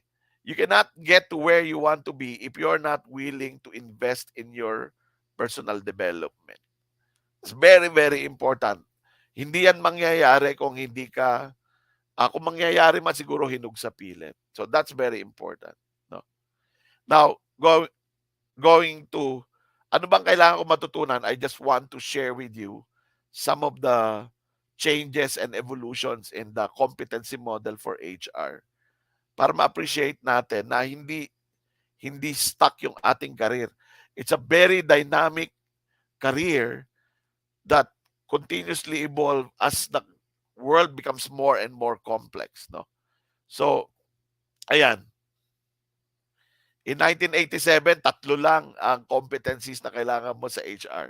Business knowledge, change management, HR delivery. Noong 1992, naging business knowledge, change, personal credibility, and HR delivery. Okay, naging 5, no? And 2002, ayan na, nag-iiba-iba, no? And then, ito yung isa sa pinakasikat na framework by David Ulrich. Lumang-luma na rin ito, pero nakikita ko pa rin sa ilang mga programa, no? So sabi, ang HR should be a strategic partner, should be a change agent, should be an admin expert, and should be an employee champion. Ako po ay bilang isa sa mga senior mentors ng Philippines HR Group,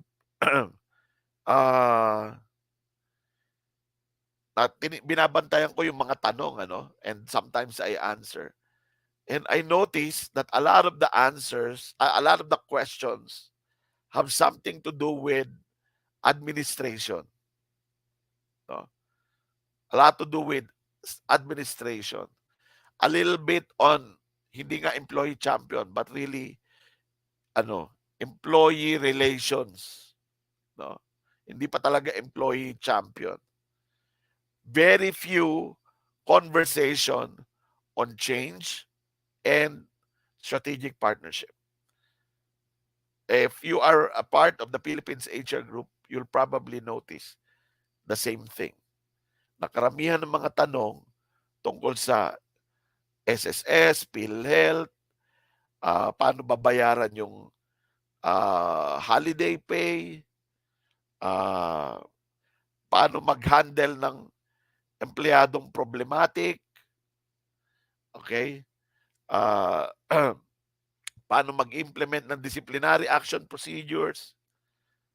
So, at itong, as I said earlier, medyo matanda na tong framework na ito, pero ang concentration natin, wala pa sa strategic. Kung pagbabasihan natin yung trend sa Philippines HR Group, no? And that's probably because a lot of us are nandoon sa order taker na situation. Okay? So, kailangan nating i-elevate yun. Kailangan nating itaas yun. Kailangan mo itaas yun for yourself and for your organization. How? No? So, meron pang mga sumunod na mga framework, but what I'd like to do now with the time left, ayan, naging 9, bago na itsura, and this is one of the latest, no, from the table group, no, sa kay David Ulrich. So I'm going to give this a walkthrough, and hopefully you can pick up some of the nuggets that you can use to grow your career in HR, to become a strategic HR business partner, and also to become an HR leader, no. So tatlong bagay yan: core competencies, strategic positioner, paradox navigator, and credible activist. Yun yung core competencies mo dapat as an HR practitioner. As an organization enabler, you should be culture and change champion. You should be a human capital curator and a total rewards steward. Ganda pakinggan, di ba? And then, as a delivery enabler, importante pa rin naman yung effectiveness and efficiency. Kailangan mahusay ka as a compliance manager. Usong-uso ngayon yung analytics. How do you manage data to help the organization? And how do you use technology and media to manage HR in your organization? Okay. So marami pong mga courses na pwede tayong matake, and some of them are inexpensive, some are even free, no? For us to deepen our understanding of the role that we play, no? Beyond the timekeeping and the payroll and the recruitment and the disciplinary action, ano? So, ano-ano yan? Una, isa sa dapat na matutunan natin as HR ay itong pagiging strategic positioner. Oo. When the company does a strategic plan, how much does HR contribute? No? So you might be thinking, teka Ed hindi pa ako HR manager eh. Wala pa akong opportunity to practice this. But when do you learn? When you're there? No, start learning now. Okay? So if you want to become an HR manager, you have to prepare yourself. So you need to learn how to be a strategic positioner. No? So what does a strategic positioner does? Interprets business context, decode stakeholder expectations, understand the business operations. Yun yung dapat mong magawa. Anong ibig sabihin nun? Kailangan na de-develop mo yung line of sight between ano ba yung goal ng organization, okay, and how do I connect that with human capital performance, no? So questions to ask yourself. Naintindihan mo ba yung mga changes that happening around in your organization and its external environment, no? Are you in the BPO industry? Alam mo ba kung ano nangyayari sa BPO industry? Di ba? Do we understand how decisions are made in our organization? Bakit ganun yung mga decision? Do we understand how they make money? Minsan ito ang dahilan kung bakit nare-reject yung mga proposal ng HR. We make proposals, we don't know how to justify them because we don't understand how the organization makes money. Do we understand the investors' expectations? Can HR align organizational brand with stakeholders? Okay. Do we contribute to creating our organization strategies? I facilitate a lot of strategic planning, and oftentimes I have to handhold the HR department because they don't know how to contribute to organization strategies. So this is something that we need to learn how to do. It's not impossible to learn with all the information literally at the tip of your fingers using the internet. This one for me is the most important because this is needed for you to lead the organization from where you are. You have to be a credible activist, no? Influences and relates to others and earns trust through results. Okay? How do you become a credible activist? Unang-una, you need to establish credibility. So marami ngayong programa na pwede mong i-pursue, no? Yung mga CHRP, no? mga certifications, mga licenses that you can acquire, mga diploma that you can acquire. Some of them can be done online. Ang dami-dami yung kurso na pwedeng i-take to add to your knowledge. And then, you go back to your organization. Use your organization as a, anong tawag dito? Use your organization as a laboratory.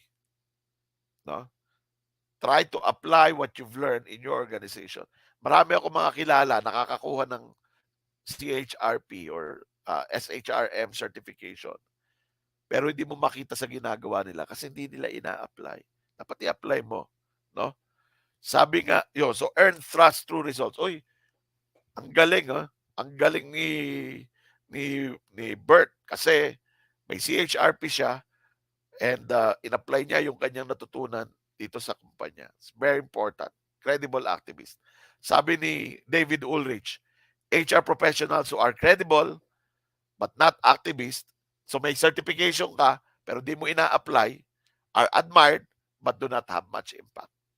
Those who are activists, mahilig kang magbago ng mga bagay-bagay, pero hindi mo naman dinedevelop yung competence, okay? They may have ideas, but will not be listened to. Isa ka lang maingay na tao dyan sa kumpanya. So, build your credibility and be an activist. Instigate changes in your organization by applying what you've learned.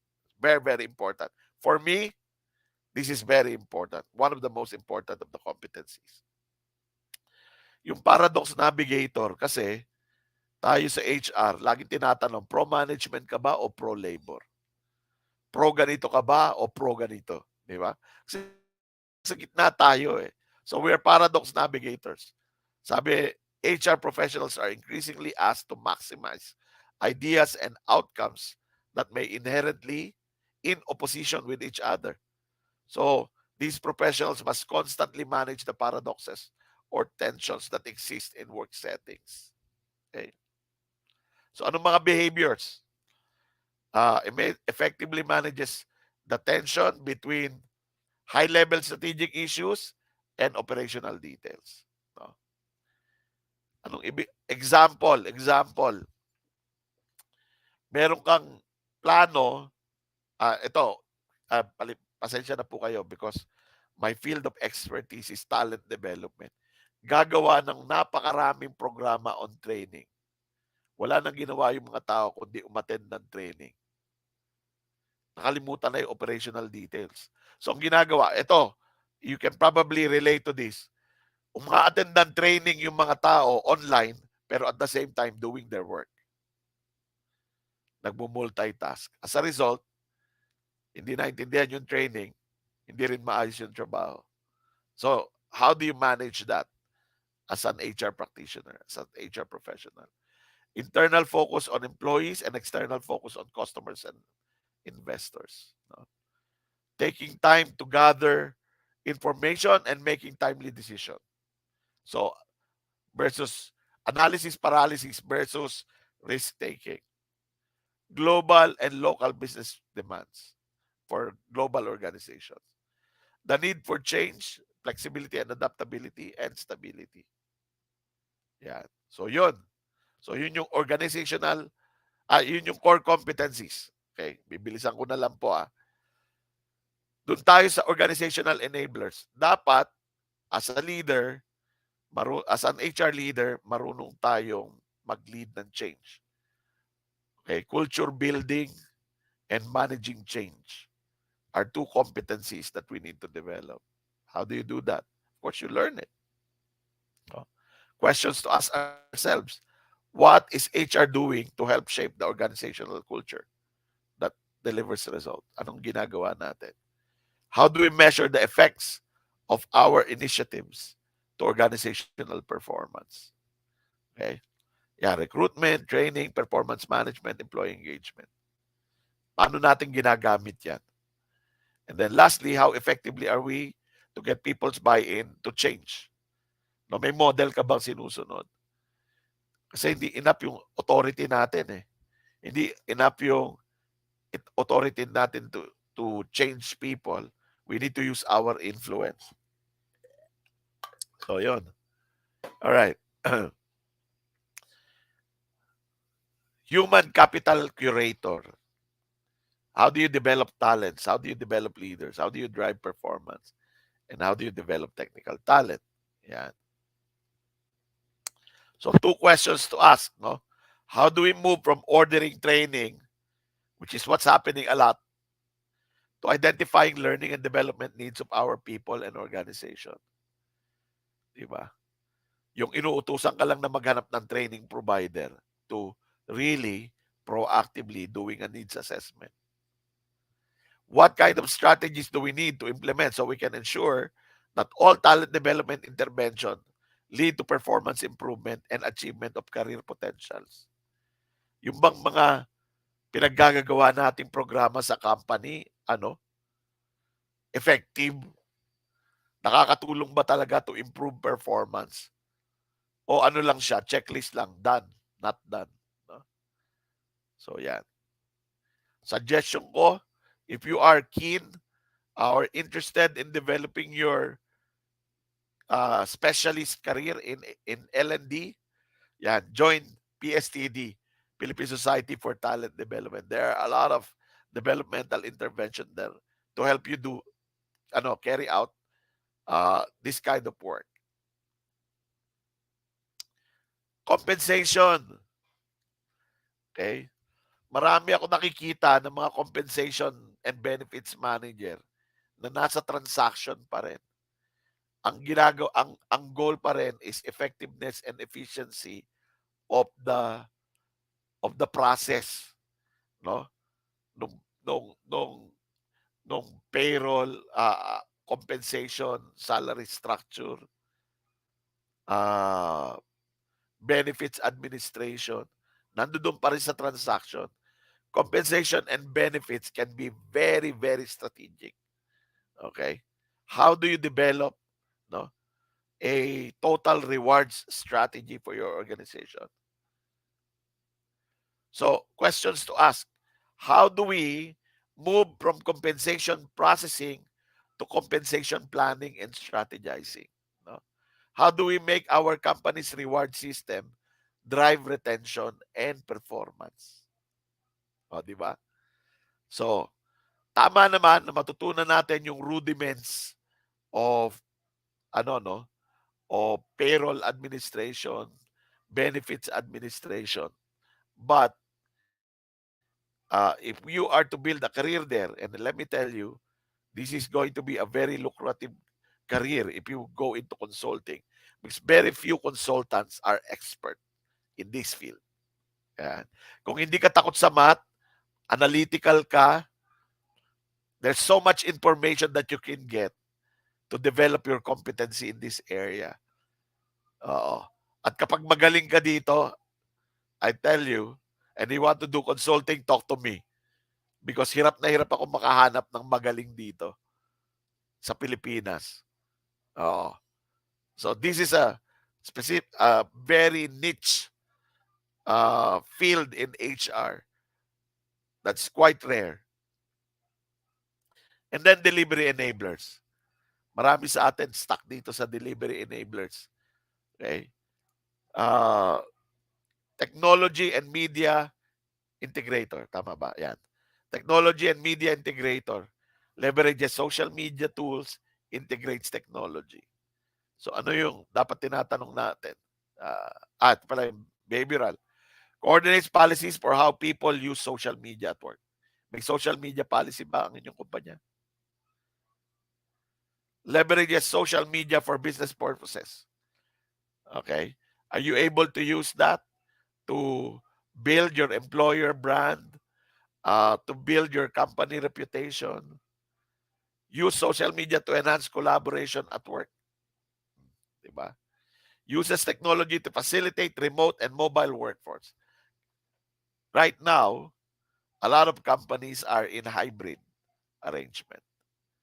So, paano natin ginagamit yung technology to empower people while they're working from home? Applies technology to HR practices. no? Hindi ka na nagma-manual, automated na lahat, and incorporates new technologies that improve workforce productivity. So those are the things, no? May nagtanong kanina kung i-share ko ba itong presentation ko. The answer is yes. I'll give it to Tina and Darwin, and they can share it sa Philippines HR group if you want. And then analytics. Ayan. This is something that I'm also starting to understand. Ano? I appreciate it. Do I understand it? I don't know everything. No? So as a leader, as an HR leader, it's very important to look at data. Sabi ni uh, Peter Drucker, you cannot manage what you don't measure. So interpret business data, get the right data. So merong maturity model yan. Ano? So reactive operational reporting, marami sa atin nandito pa lang. No? Sa reactive. Yan. Nire-report yung tardiness, undertime, overtime, employee turnover, reason for leaving. Okay. Mga ganon, ano? You need to look at your data, compare it with other available data in the organization to find out uh, employee contribution to organizational performance and how what those numbers mean to improve those contributions. No? And then finally, may dalawa pa pala. Compliance manager, eh, yan, ensure that HR practices comply with government laws. Madalas dito tayo nakatutok ngayon. Stand-ups for employee rights. This one's very, very important. Madalas, iniisip ng mga tao or HR practitioners, dapat pro-employer ka. No? Pro-employee is pro-employer. No? Importante yon. And actively educates employees and managers on how to stay within legal guidelines regarding on-the-job behavior. So yun yung dapat na ginagawa natin para naiiwasan natin yung nagtatanong tayo sa Philippines HR Group, anong gagawin natin dito? No? So those are the competencies. No? So ang challenge sa atin, if we are to become HR leaders, is to start exploring them wherever you are in the organization right now. No, don't wait na mabigyan ka ng break to become an HR manager. Gawin mo to so that the break or the opportunity will open up for you. Diba? The opportunities come to those who are ready. So, for you to be ready, start equipping yourself. No? Mag-attend ng mga training. Use what you learn there to be a credible activist in your organization.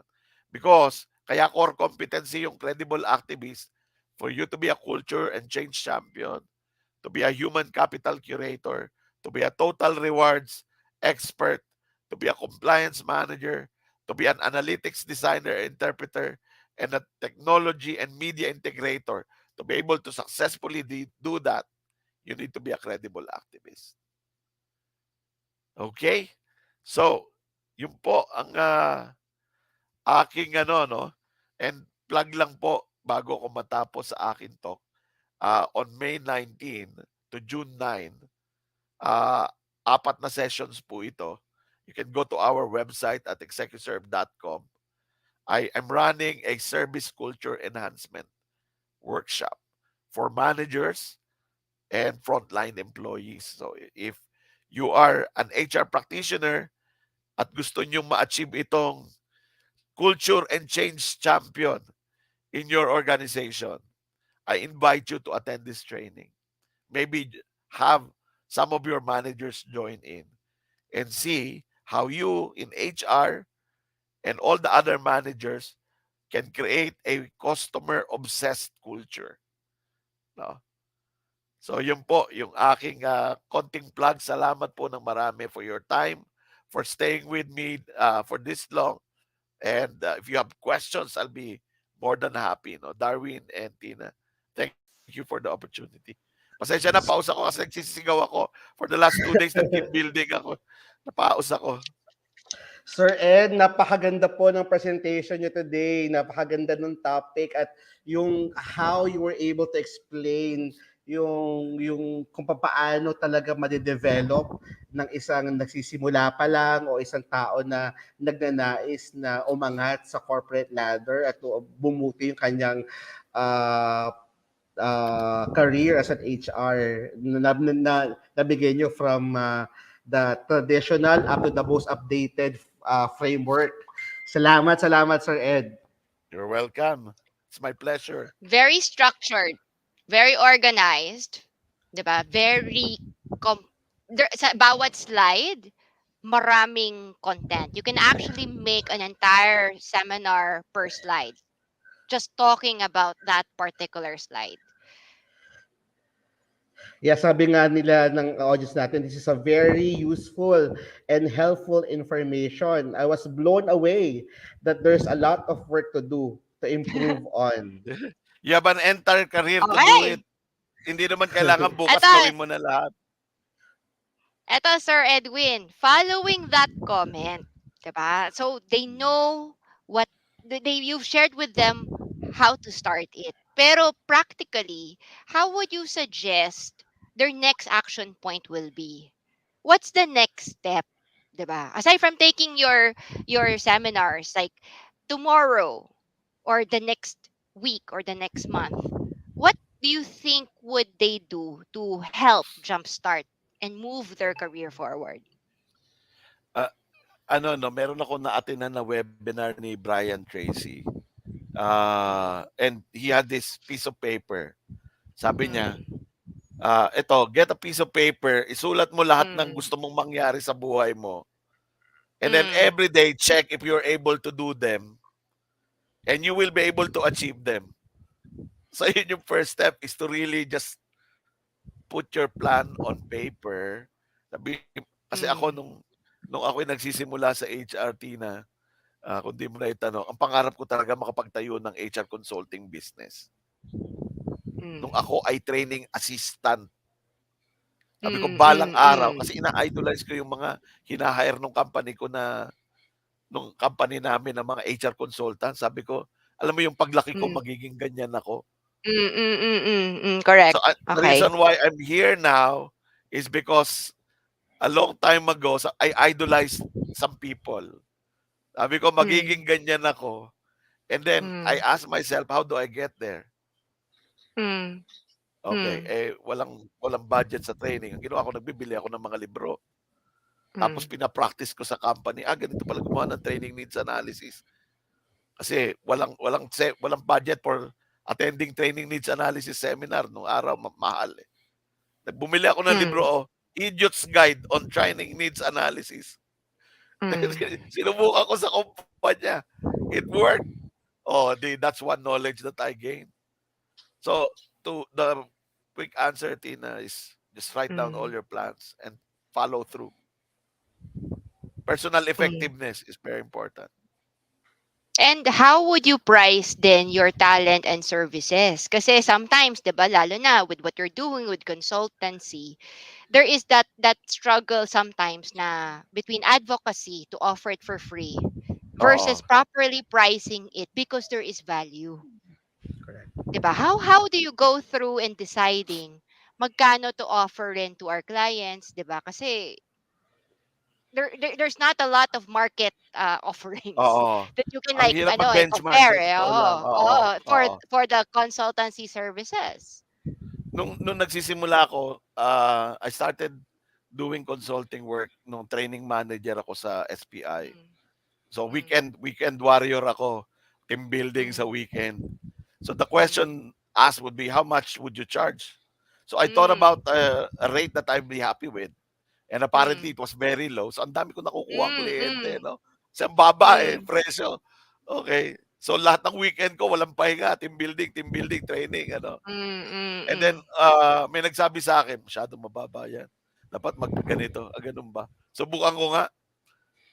Tumaas hanggang sa eto na, no? Right now, we're pagka sinasabi ng kliyente, pag nagtatanong ako sa kliyente, mid-tier kayo. Yung company nyo is not the highest, not the lowest. So I'm happy with Mm, that. I'm able to get the number of clients that I need. So sa mm, end of the day is ano what are the price that you're happy with? I know some people mm, are giving it away for free. You're happy with that? Then who am I to stop you? Di ba? mm, But if you want mm, people to put premium on your services, the what price is premium for you? mm. Ito, So magandang yun question sa akin. din to for both of you actually.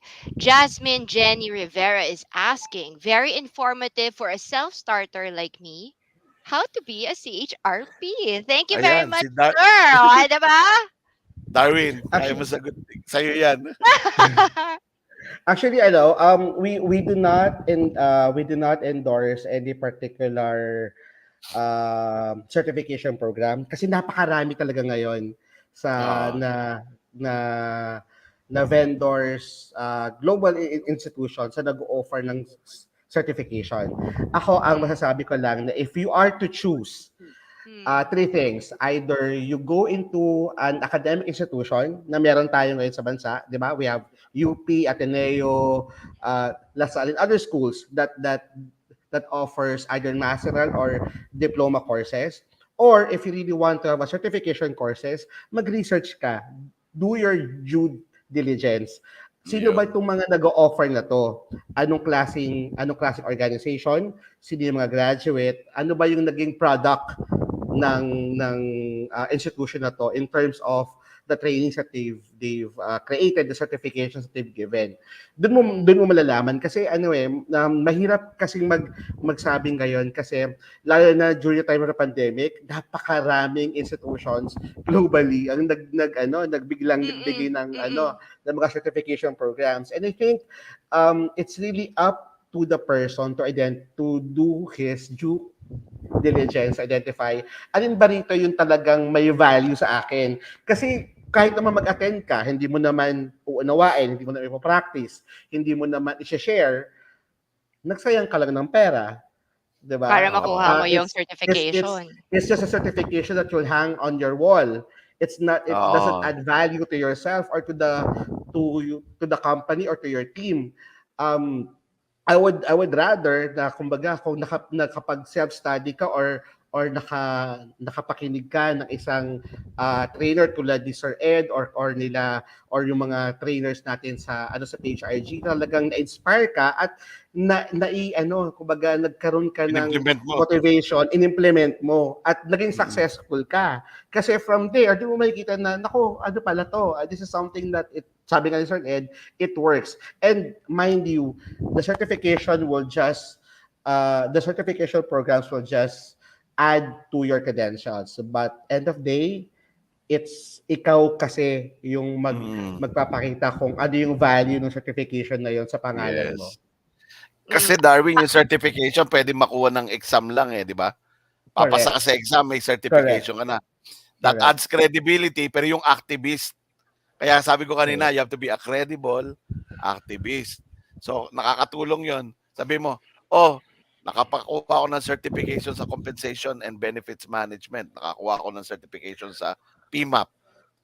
Oh, boss, I invested in my own development. Pwede mo bang pakialaman ko yung yung compensation and benefits management program natin based on what I learned. Siyempre kung ako yung boss, sige nga tignan ko nga kung ano natutunan nito, di ba? Correct. So ganon.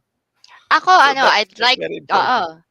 I've taken Sir Edwin's courses, okay, and different certifications as well.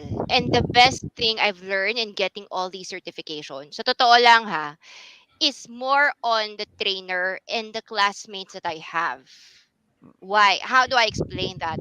Kasi when you look at Sir Edwin, iba-ibang courses yung tinuturo niya eh. It's never stagnant. He doesn't stick to one topic like learning and development lang, tapos yun lang talaga yung ginagawa niya. If you look through all of his activities, you can see the dynamism of his learning as well for himself that he's teaching to other people. Same with your classmates. Kasi your classmates that you will meet in these certifications are all HR who likes to learn. That's the Correct. reason why they're joining these programs and paying 8,000 to 25,000 to 35,000. So you're meeting like-minded people from different industries doing the same exact role that you're doing in your industry. And you learn that the learning doesn't really come from the courses themselves lang, but in also observing how other people do it in their companies whenever you have similar problems. Like for example, the lockdown, pag kunyari PESA company ka, you have a BPO, it's not just the certification doesn't teach you, oh, pag PESA ka, ganito. It gives you a Correct. background, but you ask it to fellow HRs who you're not Mm. competing with, it's not the same industry with, who were experiencing it probably in like on a different location. And then that knowledge, they can tell you, well, the government gave a department order of this, you can read here. So it's a jumping board for you to learn even more and further improve yourself. You have to look at certification na hindi yung pag nag-take ka ng course tapos meron ka ng last how many letters after your name, but it's more really of what you get out of it, the Yeah. network that you get.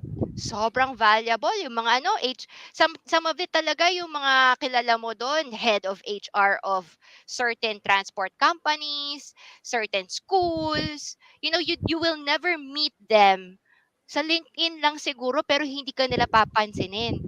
Pero sa Mm. mga certification programs, they will be your classmates. And then when you see these organizations, you will see later on nandun na sila, they're already like promoted in their companies kasi it's not because of the certification, it's because of the type of person they are. They're constantly learning every year, lagi silang natututo ng bago. Kung hindi job structuring, later on data analytics, if ever naman, they're always constantly learning. Yun yung napapansin ko talaga, Sir Edwin. What do you think? Kasi marami kang naturuan eh. Mm. There's so many ways to learn, and all boils yung sinasabi mo, Tina, meron ngang yung open space technology na tinatawag. Ah. It's a learning methodology.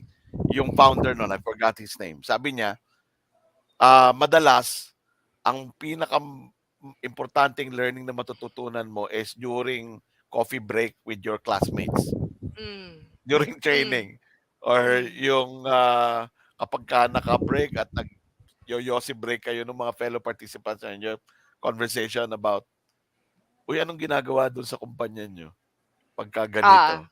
Mm. Mm. Sometimes that's the one that you bring home rather than what you've learned in the training. So I agree completely. That's why I also miss face-to-face conversations or trainings, no.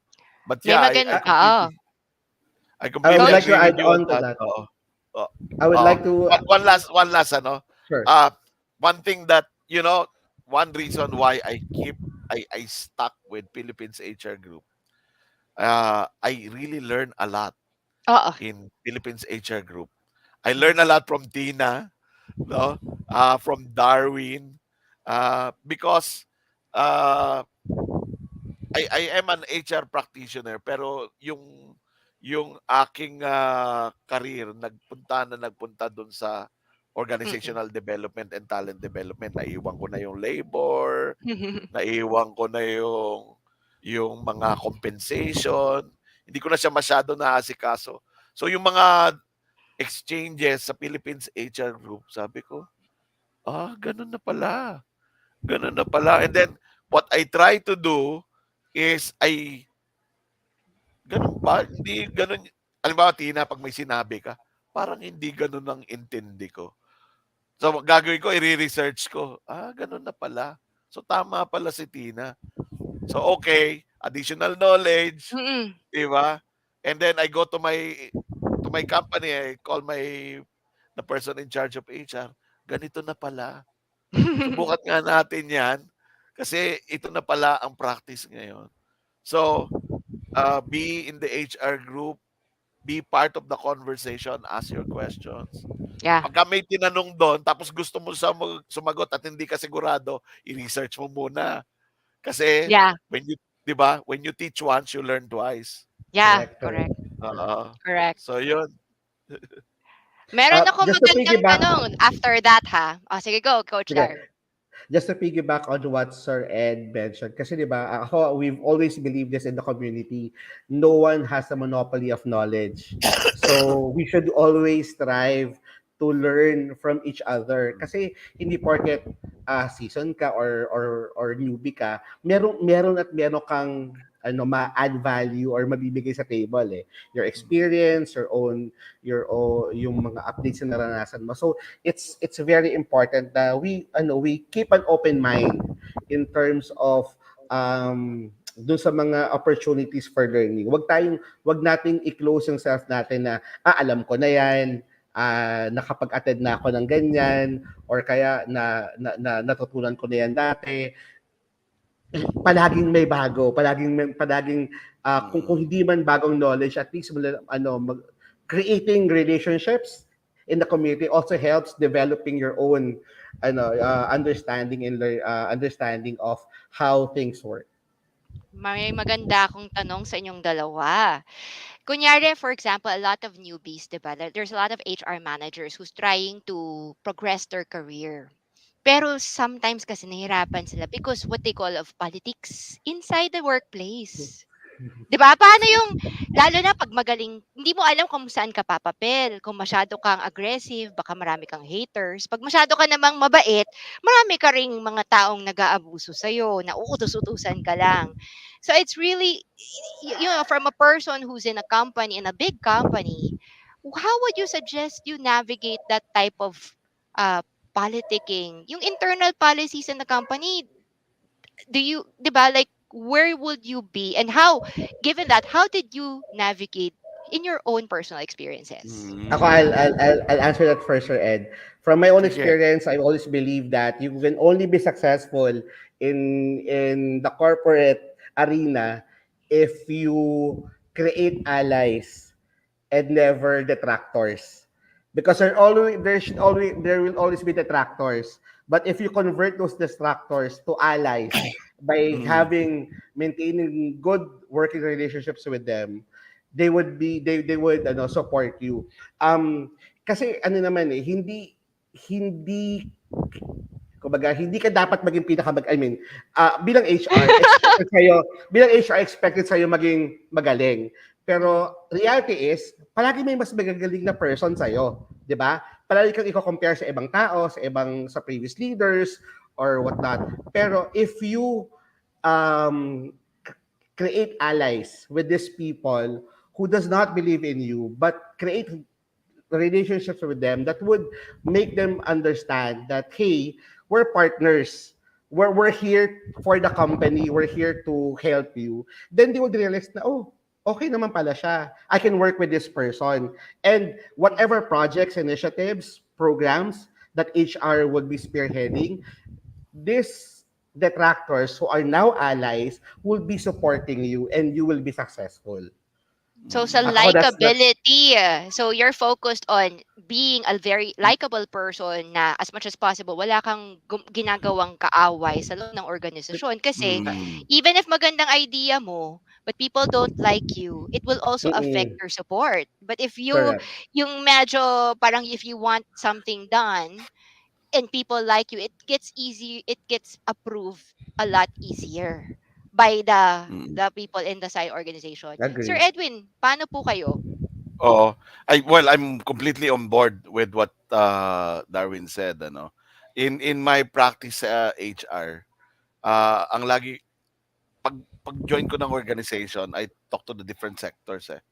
Talk to the managers, I tell them, I lalo na yung mga dinatnan ko, I respect your institutional knowledge, your institutional experience, and I want to be partner with you. Pag lagi ko sinasabi, yung trabaho ng HR sa paggawa ng HR policy is not done in a vacuum. So Mm. it's going to be consultative. Bago ko ilabas to, I want us to talk about it, even debate. argue about it. And we should be able to argue and then still be able to eat lunch together. In short, Correct. whenever, sabi ko, pagka may mali sa gagawin ko, stop me from making a mistake. And medyo may pagka-argumentative akong tao, we will argue, but our friendship will stay. It's not on the table. Tapos Magbigay ng pupunta ako doon sa mamon pagkatapos. oo, pag punta ko doon sa mga individual contributors, that's also what I say. Management is not perfect. What we're trying to do is guide the organization, and we have blind spots. So kung may problema kayo sa mga implementation, etc., may problema kayo sa effectiveness and efficiency of HR practices, puntahan nyo, kauwain nyo ako. But know that we will stay friends and we will continue to be ally. And I will listen to you all the time, but I hope you also listen to me because I also have expertise to share. That way, I'm really able to ano no uh to gain cohesive relationship with both the management and the individual contributors in the organization. Ang daling mag-implement ng policy pag hindi mo kaaway yung mga tao, pag hindi school Correct. principal ang tingin nila sa'yo. Ang daling mag-implement. They understand kasi yung why. Yung minsan kasi Mm. pagka yung medyo masungit yung HR, sundin nyo na lang. Di ba? Hindi, ang trabaho mo, explain yung why eh. Explain mo yung Mm, why. And lalo na sa mga generation ngayon, the why is very important. Important. yeah, So when you yeah. explain them the why, they understand it, they will follow. So Mm, between alignment and compliance, I always choose alignment. So completely agree with Darwin on that. Uh, mm, yeah. Sabi ni Gab Bonita, to be able to argue and yet still eat lunch together. She likes that quote from user Ed. uh, di And I think ba? like, Dapat yung oo. relationship hindi laging nakataya kapag ka nag-uusap tayo. Ito medyo controversial kasi you've mentioned it in your presentation about activism inside the organization. Kasi lalo na, 'di ba, you're always dealing with employees and many employees Uh, pag may reklamo, may hugot, baka unang, mm, 'di ba, if you have a good relationship with these employees, they will mm, also pour their hearts out to you. And mm, sometimes talaga, syempre, 'di ba, parang makita mo naman na medyo mali, medyo parang baka yung TL parang maka out of line. But how would you do that in an organization where you manage it in a way that that you're still good with the TL and the employees na nag-aaway sa baba? How do you do that? Kasi sometimes kasi pag masyado ka namang defensa palagi sa employee, baka you mm. might have a reputation of being too pro employee. But if you're also too much defensive of management, people might think of you as unfair and you will lose credibility in the Ah, employees. How would you do that na sinasabi mong alay pag yung dalawang tao under you, not naman under you, in the organization, employee fighting with TL, TL fighting with yeah. her. Yeah. How do you Oh, do I've had a that? lot of that. I've had a lot of Oh, that. Ang lagi ko ha- sinasabi sa ang approach ko lagi in conflict resolution is problem solving, not putting people in their places. Oo. Kasi minsan, pagka may away, ang ano is, ako tama, siya mali. ah, Ganun, di ba? Tapos pag binunta mo yung isa, ako tama, siya mali. So ang ano ko is, let's not talk about who's right and wrong. Let's talk about how we're going to solve this in a Remove way the that's fair. personality, Sir Ed. No? Oo, Remove the ano yung personality, issue, focus on the oo. problem. Focus on the mm, problem. And so the approach, it's something that you can actually learn. Can help people also learn how to deal with conflicts themselves. At saka yung mga ganong situation, pagka nangyayari yon, it's also a signal to me na yung leadership development eh, strategies namin might not be working. So, mm, importante rin yon kasi pagka mahusay ang leader, sabi ni John Maxwell, everything rises and falls on leadership eh. Pagka that's true. maraming reklamo yung empleyado, whether it's properly placed or not, merong kailangang adjustment gawin yung May leader. lapses. Ah, ah. It could be Mm. lapses, it could be something, whatever it is. I have a conversation with the leader, coaching conversation, no? Paano ba natin, without talking about whose fault it is, how do we Mm. manage better? Di ba? Mm. Yun yung mga nagiging conversation. So, hindi nawawala yung alliance. Kasi nakikita nila, oh, na-solve yung problema. We don't have Mm. to we don't have to resort to blaming. We were able to solve the problem. A Agree. It good it it question. works it Mm. works in some hindi din work sa lahat ng situation, but in most situation it does work. Eto, magandang tanong 'to sa inyong dalawa kasi related kayo. When people think of progression, they think about switching. Because usually, when somebody pirates you, they usually offer you a higher compensation versus the one that you used to before. How Mm. would you know if you should switch? If the pay that you're already getting is decent naman. Pero syempre, 'di ba, parang if people want to pirate, it's really like, and sometimes you think dapat mo mag-switch para mag-progress sa career mo. Oo. Is that in your experience, do you find Sir that Ed, ako muna sasagot true? niyan. Sige, ikaw na. 'Di ba? 'Di ba? Oh, 'di ba? How do you Oo. progress to your Ako, Si career? Dario magaling mag-switch yan eh. Ah! Hindi, I always believe na moving from one company to another is always a career decision. Yeah. And when you say career decision, you're not only putting the benefit or the money on the table, but what are your long-term plans, short and long-term plans. Syempre andun na rin yung ano yung culture ng company, ano yung benefits na makukuha mo sa organization. Pero end of day kasi for me, mas ano ba, yung pagsa-switch mo ba, nagsa-switch ka kasi short term lang yung goals mo? Gusto mo lang tumaas yung sahod mo? Or short term ba kasi gusto mo lang maging manager kaagad? Kasi kung yun ang reason mo, masyadong mababaw. Kasi maging manager ka man, hindi ka fully prepared. You do not have all Mm, the experience, maturity, and the tools to be successful.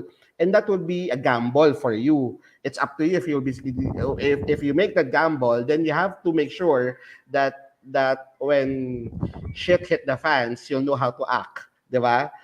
But yeah. if you're doing a career decision because you feel that it's time to move on, then make sure na align siya sa mga sa sa dreams and and ambitions mo. I like to comment Yes. before I move over to Sir Edwin ha, pangdagdag Mm, lang. A lot of people look at the HR managers who are very well paid. Okay? Tulad mm, ni, is, bakit ang taas ng sahod nila? Papasok, lalabas, magta-time in, konting email dito, konting email doon. Why is he just or she justified in getting that sort of payment? It's the same as an airline repairman. It's the same as a mhm. lawyer. It's the same as a consultant. 'Di ba? Sometimes you will wonder talaga, bakit ang laki-laki ng mga sahod nito? Parang email lang ng email, utos lang ng utos, tapos parang hundreds of thousands na ang sweldo nila. 30 days lang, magkano ang per day nila? Parang minimum wage na. But on the times of crisis, you'll find out why they're worth their salary. Because at the time when the company needs it the most, doon talaga lumalabas yung value or the amount of money saved by hiring the right people in the right position at the right time. Like for example, lockdown. If you're not very good as a manager, tapos nag-lockdown, mag-aawol ka na lang. Hindi ka na papasok. You're gonna just like leave everything kasi it's too stressful. The Mm. pandemic is too unprecedented. Never happened before in the history, I think. 'Di ba na nag-lockdown ng 2 months sa isang ano, and then work from home at that time was not like the It's whole world uncommon. was not Oo. unprepared. 'Di ba? Mm. And then the rules and regulations lang was new. Ang daming advisory ng time na yun na parang bago talaga na you don't, ang daming read between the lines. And it takes really a very experienced person from who knows what they're doing because of their previous experiences, previous knowledge talaga to jump up and actually fulfill that role and navigate the company very safely in the smartest way possible that doesn't lose the company money. And pagbalik ng company, hindi lahat nagre-resign or nagagalit na empleyado, or 'di ba yung operations nag-stop kasi wala nang gusto magtrabaho kasi lahat ng tao galit sa HR kasi pag tinatawagan laging parang hindi mo naman makontak. 'Di ba? Don't you think so, Sir Edwin? Ano yun eh, 'di ba yung law of supply and demand sa economics? Kapag ka mataas ang value that you can contribute to the organization, they will be, and then you're rare, you companies are going to be willing to pay you Pay for that, more. pay more, no? And so, which is, I think, my advice to the people who really want to build their career in HR. Ano ang yung differentiator? Why should a company pay you more? 'Di ba? So when you build that that value, the value that you offer to an organization, and if it's rare, you will see companies lining up to you rather than you lining up with other candidates, 'di ba? And that's when you start demanding for premium pay, 'di ba? So create value, Okay. Sir offer Edwin, value. Correct. could you give us a specific example of the people that you know who have concretely provided value inside their organization? 'Di ba? Na that made them like so demandable din na kung bakit sila talaga. Because they're really HR talaga. I know people before pa when I lived, ano, 1 million pesos per month is very doable for an HR manager in a large company talaga. Di ba Yung It's not manager? hardship, 'di ba? HR GM, Grabe Sorry, yung pero manager, ha? hindi, VP, pero di ba manager? mga VP gano'n. Pero ang taas talaga ng sweldo nila. Pero why Mm-mm. do you think they're worth that price tag? okay, Concretely. kasi Can you 'di share ba some sa experiences? Oo. Hindi kasi when we do salary structuring, when we develop a salary structure, we look at hindi naman yung tao mismo yung dahilan eh kung bakit ganun yung pay niya. Tinitignan nung ano may mga pay factors tayong tinatawag eh, di ba? Paggagawa tayo ng compensation plan. Mm, mm, So kung mm, ang mm. isang organization ay large at ang taas ng kanilang expectation doon sa position na yon. And the expectation is so high that they created the structure below that person so that the person really just take care of the most strategic roles. Kaya makikita mo parang ba't nag-email lang? Tapos nakipag-usap lang ng kaunti sa ibang tao umuwi na, 'di ba? Tas ang dami-dami mga speaking engagement outside tas ganun ang sweldo, no? Because the company evaluated the role to be at such value na ito yung budget. Now they look for somebody who whose competency matches that. And then so they offer the salary, they offer the package. Ngayon kapag ka yung tao na yon happily employed elsewhere with the same package, syempre hindi a-accept. So they need to sweeten the deal, no? Baka kailangan natin itaas ng konti. So they look at their budget, how much can we stretch as our budget para makuha yung tao na yon. Parang sa basketball din, di ba? Pagka meron kang superstar player na gusto mong kunin sa team mo, kahit na ito lang yung budget mo, i-stretch mo mabuti because that player will win you a game, 'di Hmm, ba? hmm, So that hmm. that person is probably worth two or three players because that player will win you a game.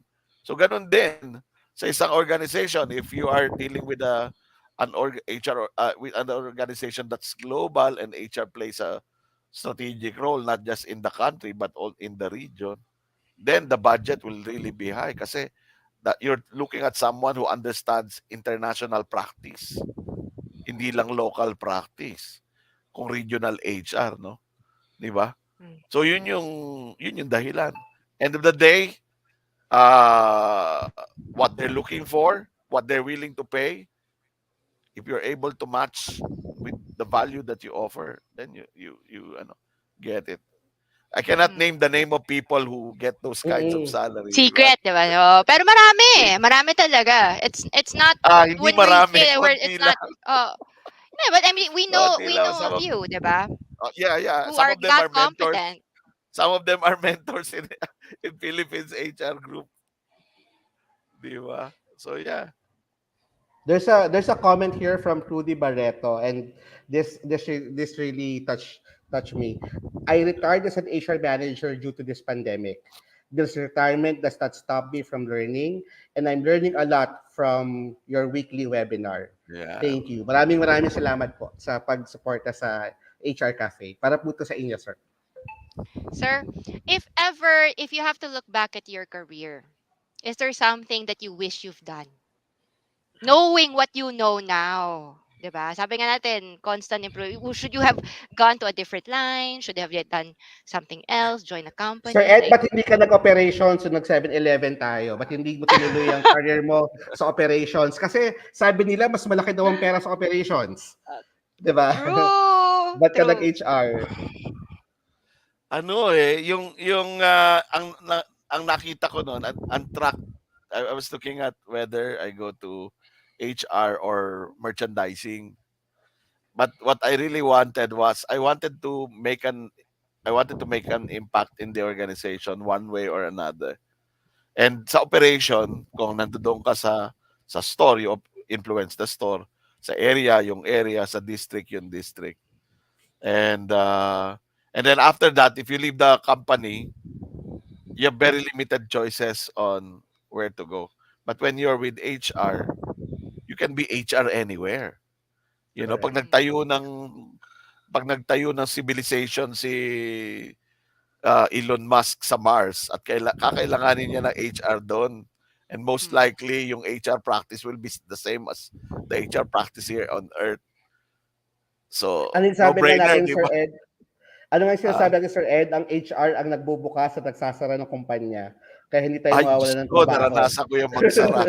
So, it's traumatic. Sana magbukas na lang, wag na magsara. Pero yeah, I agree. Traumatic yung Mm. pagsasara ng Okay. kumpanya. So we're already at the last few minutes of our program. Sir Ed, maraming salamat po sa patuloy niyong pagtangkilik It's my at sa pleasure. pagsuporta niyo sa amin. Sir Ed, please Last share words. again to our your last words, and also share to our viewers right now.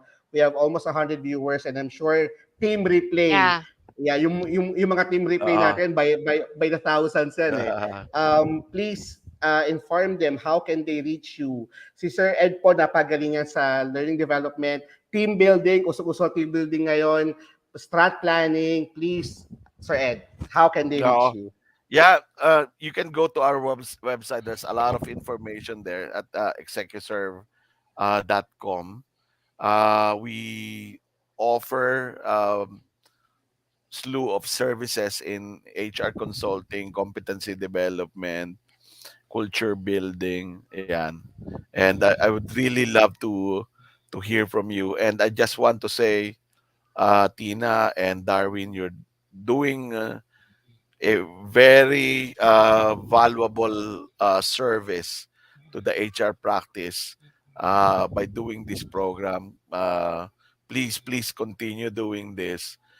People are learning. I'm also learning, and I really appreciate what you're doing. Maraming salamat po for the opportunity. Mm. Thank you, Sir You're Ed. welcome. Tina, I'll give Aha. you the floor for your last words. Sa akin, a lot of people think that learning and development is taking up leadership courses outside, taking certifications, taking courses in universities, in and out. But I would like to challenge everyone na how come we don't learn where it's free, which is where we are working right now. Within our job roles and responsibilities and inside our company, regardless of our position, there is numerous opportunities to learn about your role, other people's roles, your boss's role, your business, other industries kasi you're in that company. So for example, if you're in the transport, if you're an HR timekeeper working in a transport industry, for example, in maybe Luzon, you're not just timekeeping eh. You can also learn how to do payroll. You can also learn by observing others how to do recruitment. If there's an opportunity or there's an opening that stands up, you can always volunteer and work there so that you will know how it's done. Kasi iba yung taking a course and then memorizing and learning from others. Iba yung you're actually doing it. Kasi it's when you start doing things, that's really when you learn and remember the lessons. A lot of people think that they don't progress in their career because of politics, because of other people in their organization. Marami silang kaaway, ayaw siya ng boss niya, etc. But I also wonder if a lot of people look at their own competencies, if they should be promoted to the next level. Because bosses come and go. They retire, they get retrenched. If you're a bad boss, you get fired eventually. So there's always opportunity for you to take on that newer role if you already know the job itself. But a lot of us kasi are content in, timing out, timing in, timing out, and then everything's routinary that we forget talaga na the easiest job or promotion to get is the one on top of you, and it's just you get making an effort now to get that position, because once that role is unfilled, people would rather hire internally than externally. It's better and cheaper, and if you don't get that role and you already know that role, other roles will be open to you at different organizations. People are willing to pay you higher than what your company is paying for right now because you can fulfill the role that they have in mind talaga. So my challenge to our viewers today is that instead of worrying about, I would, number one, I would revisit this webinar. Kasi when you're listening to Sir Edwin talk, ang daming ideas pumapasok sa utak mo kung paano ka mag-improve. Tapos later on, gutom ka na, kalimutan mo na lahat. So I would really encourage everyone to rewatch this kasi I'm sure when you're watching it, so many good ideas. You're very motivated to progress your career.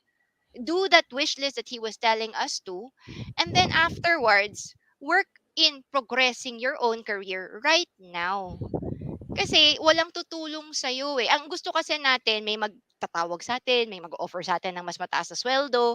You know, like, good things do not really come to those who wait. It comes to those who have the grit to really grab it by the hand. But you have to be competent for these jobs first. Kasi as they say, pwede kang mangbudol, pwede kang makakuha ng trabaho na a few 100,000 ng sahod. Pero when push comes to shove, at merong talagang pandemic or crisis wherein your talents that you're being hired for is required and you can't deliver, that's the best way to destroy your career and your integrity than to build it. But if you build your career organically inside your organization now, then it is eventually in next year, mapopromote ka. If hindi ka mapromote, mapupunta ka sa iba, mas mataas ang sweldo. And it's compounded throughout your career. It doesn't matter if you're 20 or 30 or 40. It's compounded. Next year will be better than the last. And I think that's what these two leaders on top of me are doing throughout their career, which is how you get to the hundreds of thousands or even millions of salary. It's not by taking a course, but it's constantly working at your career year per year until you get the salary range that you want. Because it is a step by step thing. Walang madali, walang immediate, walang insta-rich unless nanalo ka ng loto or nag-asawa ka ng mayaman. Darwin? Forbes magazine said that HR is one of the stable and fast growing jobs in this century. It provides stability. There's a lot of need. But a lot of HRs in the Philippines, at tingin nila sa career ng HR ay sabi Mm. nga puno-puno daw ng paghati, puno-puno ng sacrifices. mababa ang sweldo. Hindi po totoo 'yon. Um, what you the value that you give to the company will equates how much happiness, how much gratification, how much financial rewards you can get. But please remember to always be humble. Kasi Mm. if you will not be humble and you will always see yourself as you've already arrived, then just thinking that you already arrived, you are already lost. So that's it for me. Mm. Maraming salamat po sa patuloy niyong pagsuporta sa Philippines HR Group at sa HR Cafe, Usapang Buhay, Trabaho at Iba Pa. Magkita-kita po tayo next week, linggo, alas 3 ng hapon. Bye everyone. God bless you. Salamat Sir Ed. Bye. Thank you. Bye-bye. We're ending broadcast.